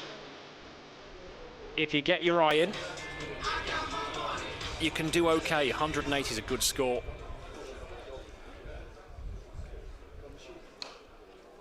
Overton heaves weight away to wide long on for 4. Heave. Exactly the right word for that one. Lots of bottom hands, but very effective. He'll keep battling to the end, Craig Overton. 22 of 16 now for him. And Waite not wanting his figures to be damaged too much in his last over. Comes in, bowls now, and that one's in the air from Overton.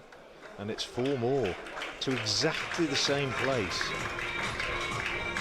To exactly the same gap between long on and deep mid-wicket. Hose walks over to have a word with Waite. Is there anything we can do about this? Can we realign our leg side field perhaps? And that's where he's going to hit it. Henry Cullen's being moved round at deep backward square.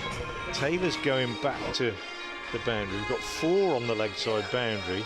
I still think Overton will be looking for that same gap at wide long on that he's found off the last 2 deliveries.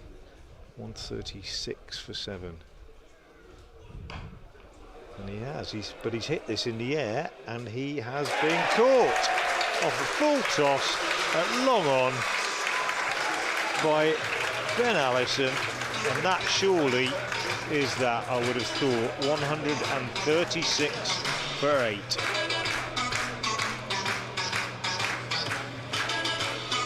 Matthew Waite has picked up a 3rd wicket. 3 for 19. Was caught by Ben Allison off the bowling of Matthew Waite for 26 runs off 18 balls. He was frustrated with himself, Craig Overton. Real competitor. He's had himself a good day if his side haven't gone quite so well. Now for Ogbourne to the wicket. 9 balls left, 45 to win. I think the game as a contest was over a little while ago. But these are professional athletes at the top of their game. Still time for players to make a statement.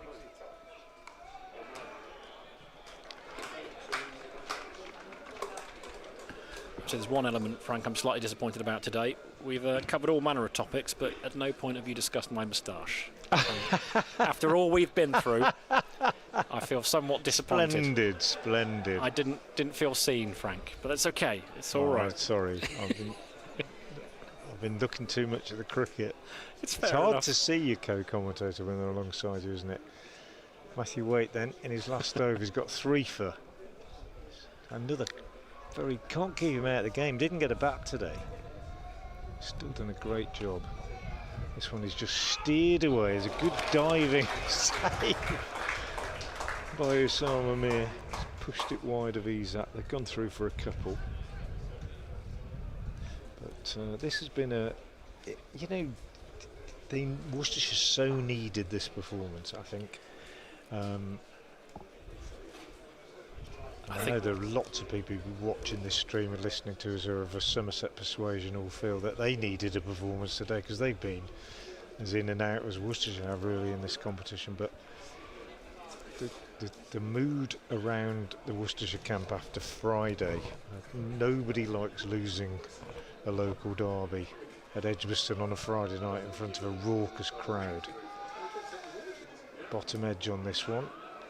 Wait, has run him out. Has he run him out? No, he's hit the stumps and they've got an overthrow. It was a good work by Waite. Turned and threw the stumps down at the non-striker's end, but they've got through for a couple.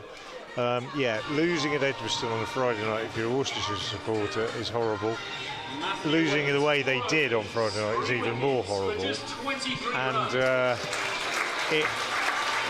they needed to come back for the supporters as much as anything else. Matthew Waite gets the applause of the crowd. 4 overs, no maidens, 3 for 23 for him.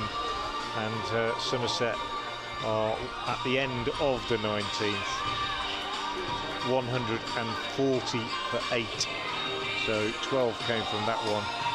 And well, unless something ridiculous happens, they're not going to be able to win this one, and Worcestershire have got the result they needed. Ben Allison's going to finish up.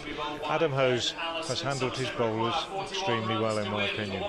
Well, as you say, Frank, a tough cricketer, but will handle things with sensitivity. And I think you're absolutely right. I mean, again, of course, there's plenty of Somerset fans listening to this, as we always look to be fair, Frank, as Allison's on his way into short. And big swing, but no meaningful result. But actually, you look at the Rapids players, they look like they're enjoying themselves and enjoying each other. And that's something I think that's very important, is that I think we are professionals, of course, but we're also fans too. And I think you can feel an element of relief. The energy, the positivity is palpable after what's been a tricky old spot. Yeah. Especially as to what it means to Brett D'Oliveira as well. As Allison is in full. It's a full toss. Good looking shot for sure, just for one. As we go through the motions of the final few deliveries. Yeah, it's been a good performance by Worcestershire on a pitch that they know, I think, and appreciated that the score they got was a decent score. It was interesting to hear Adam Hose say they would have batted because they were put in by Somerset. Allison again, slower ball, scooped in the air, should be out, and is out. So Ogbourne's on his way. Somerset at 9 down.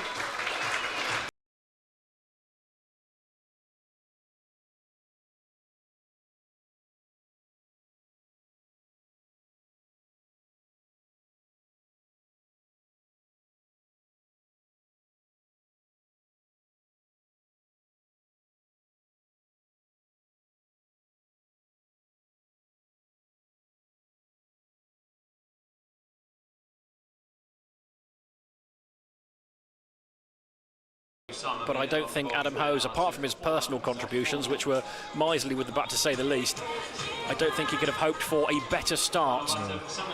Done really well. And yeah, they've done. He said in his comments before the game, we would have batted. We think we know how to get a score and put pressure on the opposition, and that's exactly what they've done. Clubbed into leg side, good contact, but it'll just be a single. Well, you can see the different approach. They're playing the ball later, particularly at the top of the innings, even with Isak as an ill-timed trumpet. Is that an ill-timed trumpet? Ish. Pretty much. Yeah. So aren't they supposed to come when you just hit a 6 or something? I don't know. It was a good throw by Kashif, but whether it was... It's not a fanfare throw, was it? It was a solid piece of fielding. Allison in again. Club down the ground. Raza does the fielding, just the one. So it's actually going to be quite a substantial margin of victory, isn't it? I mean, 30-odd runs is a lot of runs to win by in a T20, isn't it? Well, Worcestershire will take it, given their poor net run rate, which has been much publicised. But the batters put together good opening salvo as Allison's in again. Full, it's straight, it's another single, and that will conclude things. And Worcestershire have got themselves a really important victory in more ways than one. It keeps their hopes of qualification alive. It keeps the team together. And what a team performance it's been, Frank. And in many ways, I'm glad it wasn't just one player carrying the side. With Isak and Raza and D'Oliveira with the bat. With Mir and Waite. Allison with the ball. A great fielding performance as well. Somerset finish up on 144 for 9.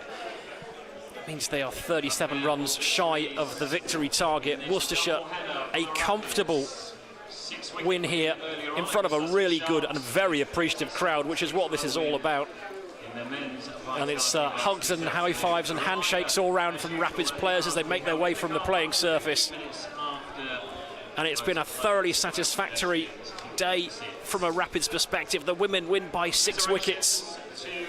First up against Sussex Sharks, the men follow suit with a 36-run victory against the Somerset side, full of talent, who for one reason or another just haven't been able to put it together this year. And Adam Hose leads his troops off the field to thunderous applause from the Rapids faithful, greeted by Somerset players led by Tom Kohler-Cadmore, formerly Worcestershire player, of course. Super talented and well-liked guy in his own right, coming back from injury. And as you said, Frank, in very simple terms, Worcestershire needed that. They did. The club needed it, the fans needed it, the outgoing captain needed it, the incoming captain needed it, the coaches needed it, and the supporters needed it. Somerset, as you said, I still think hugely talented lineup, not delivering in this competition for whatever reason, and there are all sorts of reasons for that. Missing some key players, of course, as well. But Worcestershire have played the game on this ground today in exactly the right sort of way. They got a score that we thought was par or just above it. They knew how to defend it. They went about it in the right way. And despite cameos from Banton and James Rue, the latter in particular, very impressive. It's a comprehensive win for Worcestershire. Well, it's going to be crunch time next weekend, Frank, isn't it? We will find out what this Rapids side are made of. We start on Friday night, as we like to. And it's the Rapids hosting Kent Spitfires. Another opportunity to play a new side in this competition. Can the Rapids build on this fantastic performance? Get yourself down to New Road. Tickets still available, some hospitality tickets still available too. Get online, get hold of some tickets and come and join the fun. Big bumper crowd here today. Have had a thoroughly good day, so have we. Thank you so much for joining us on the stream. Of course, we'll move on to Glamorgan away for a double header there, but Kent then Glamorgan. That'll tell us plenty about where this Rapid side will finish in the Vitality Blast in 2026. It's time to move on, though, and regain our composure after a thoroughly entertaining game of cricket. Thank you so much for spending the time. I'm Jim Dale, joined by Frank Watson this afternoon. Go well wherever you are.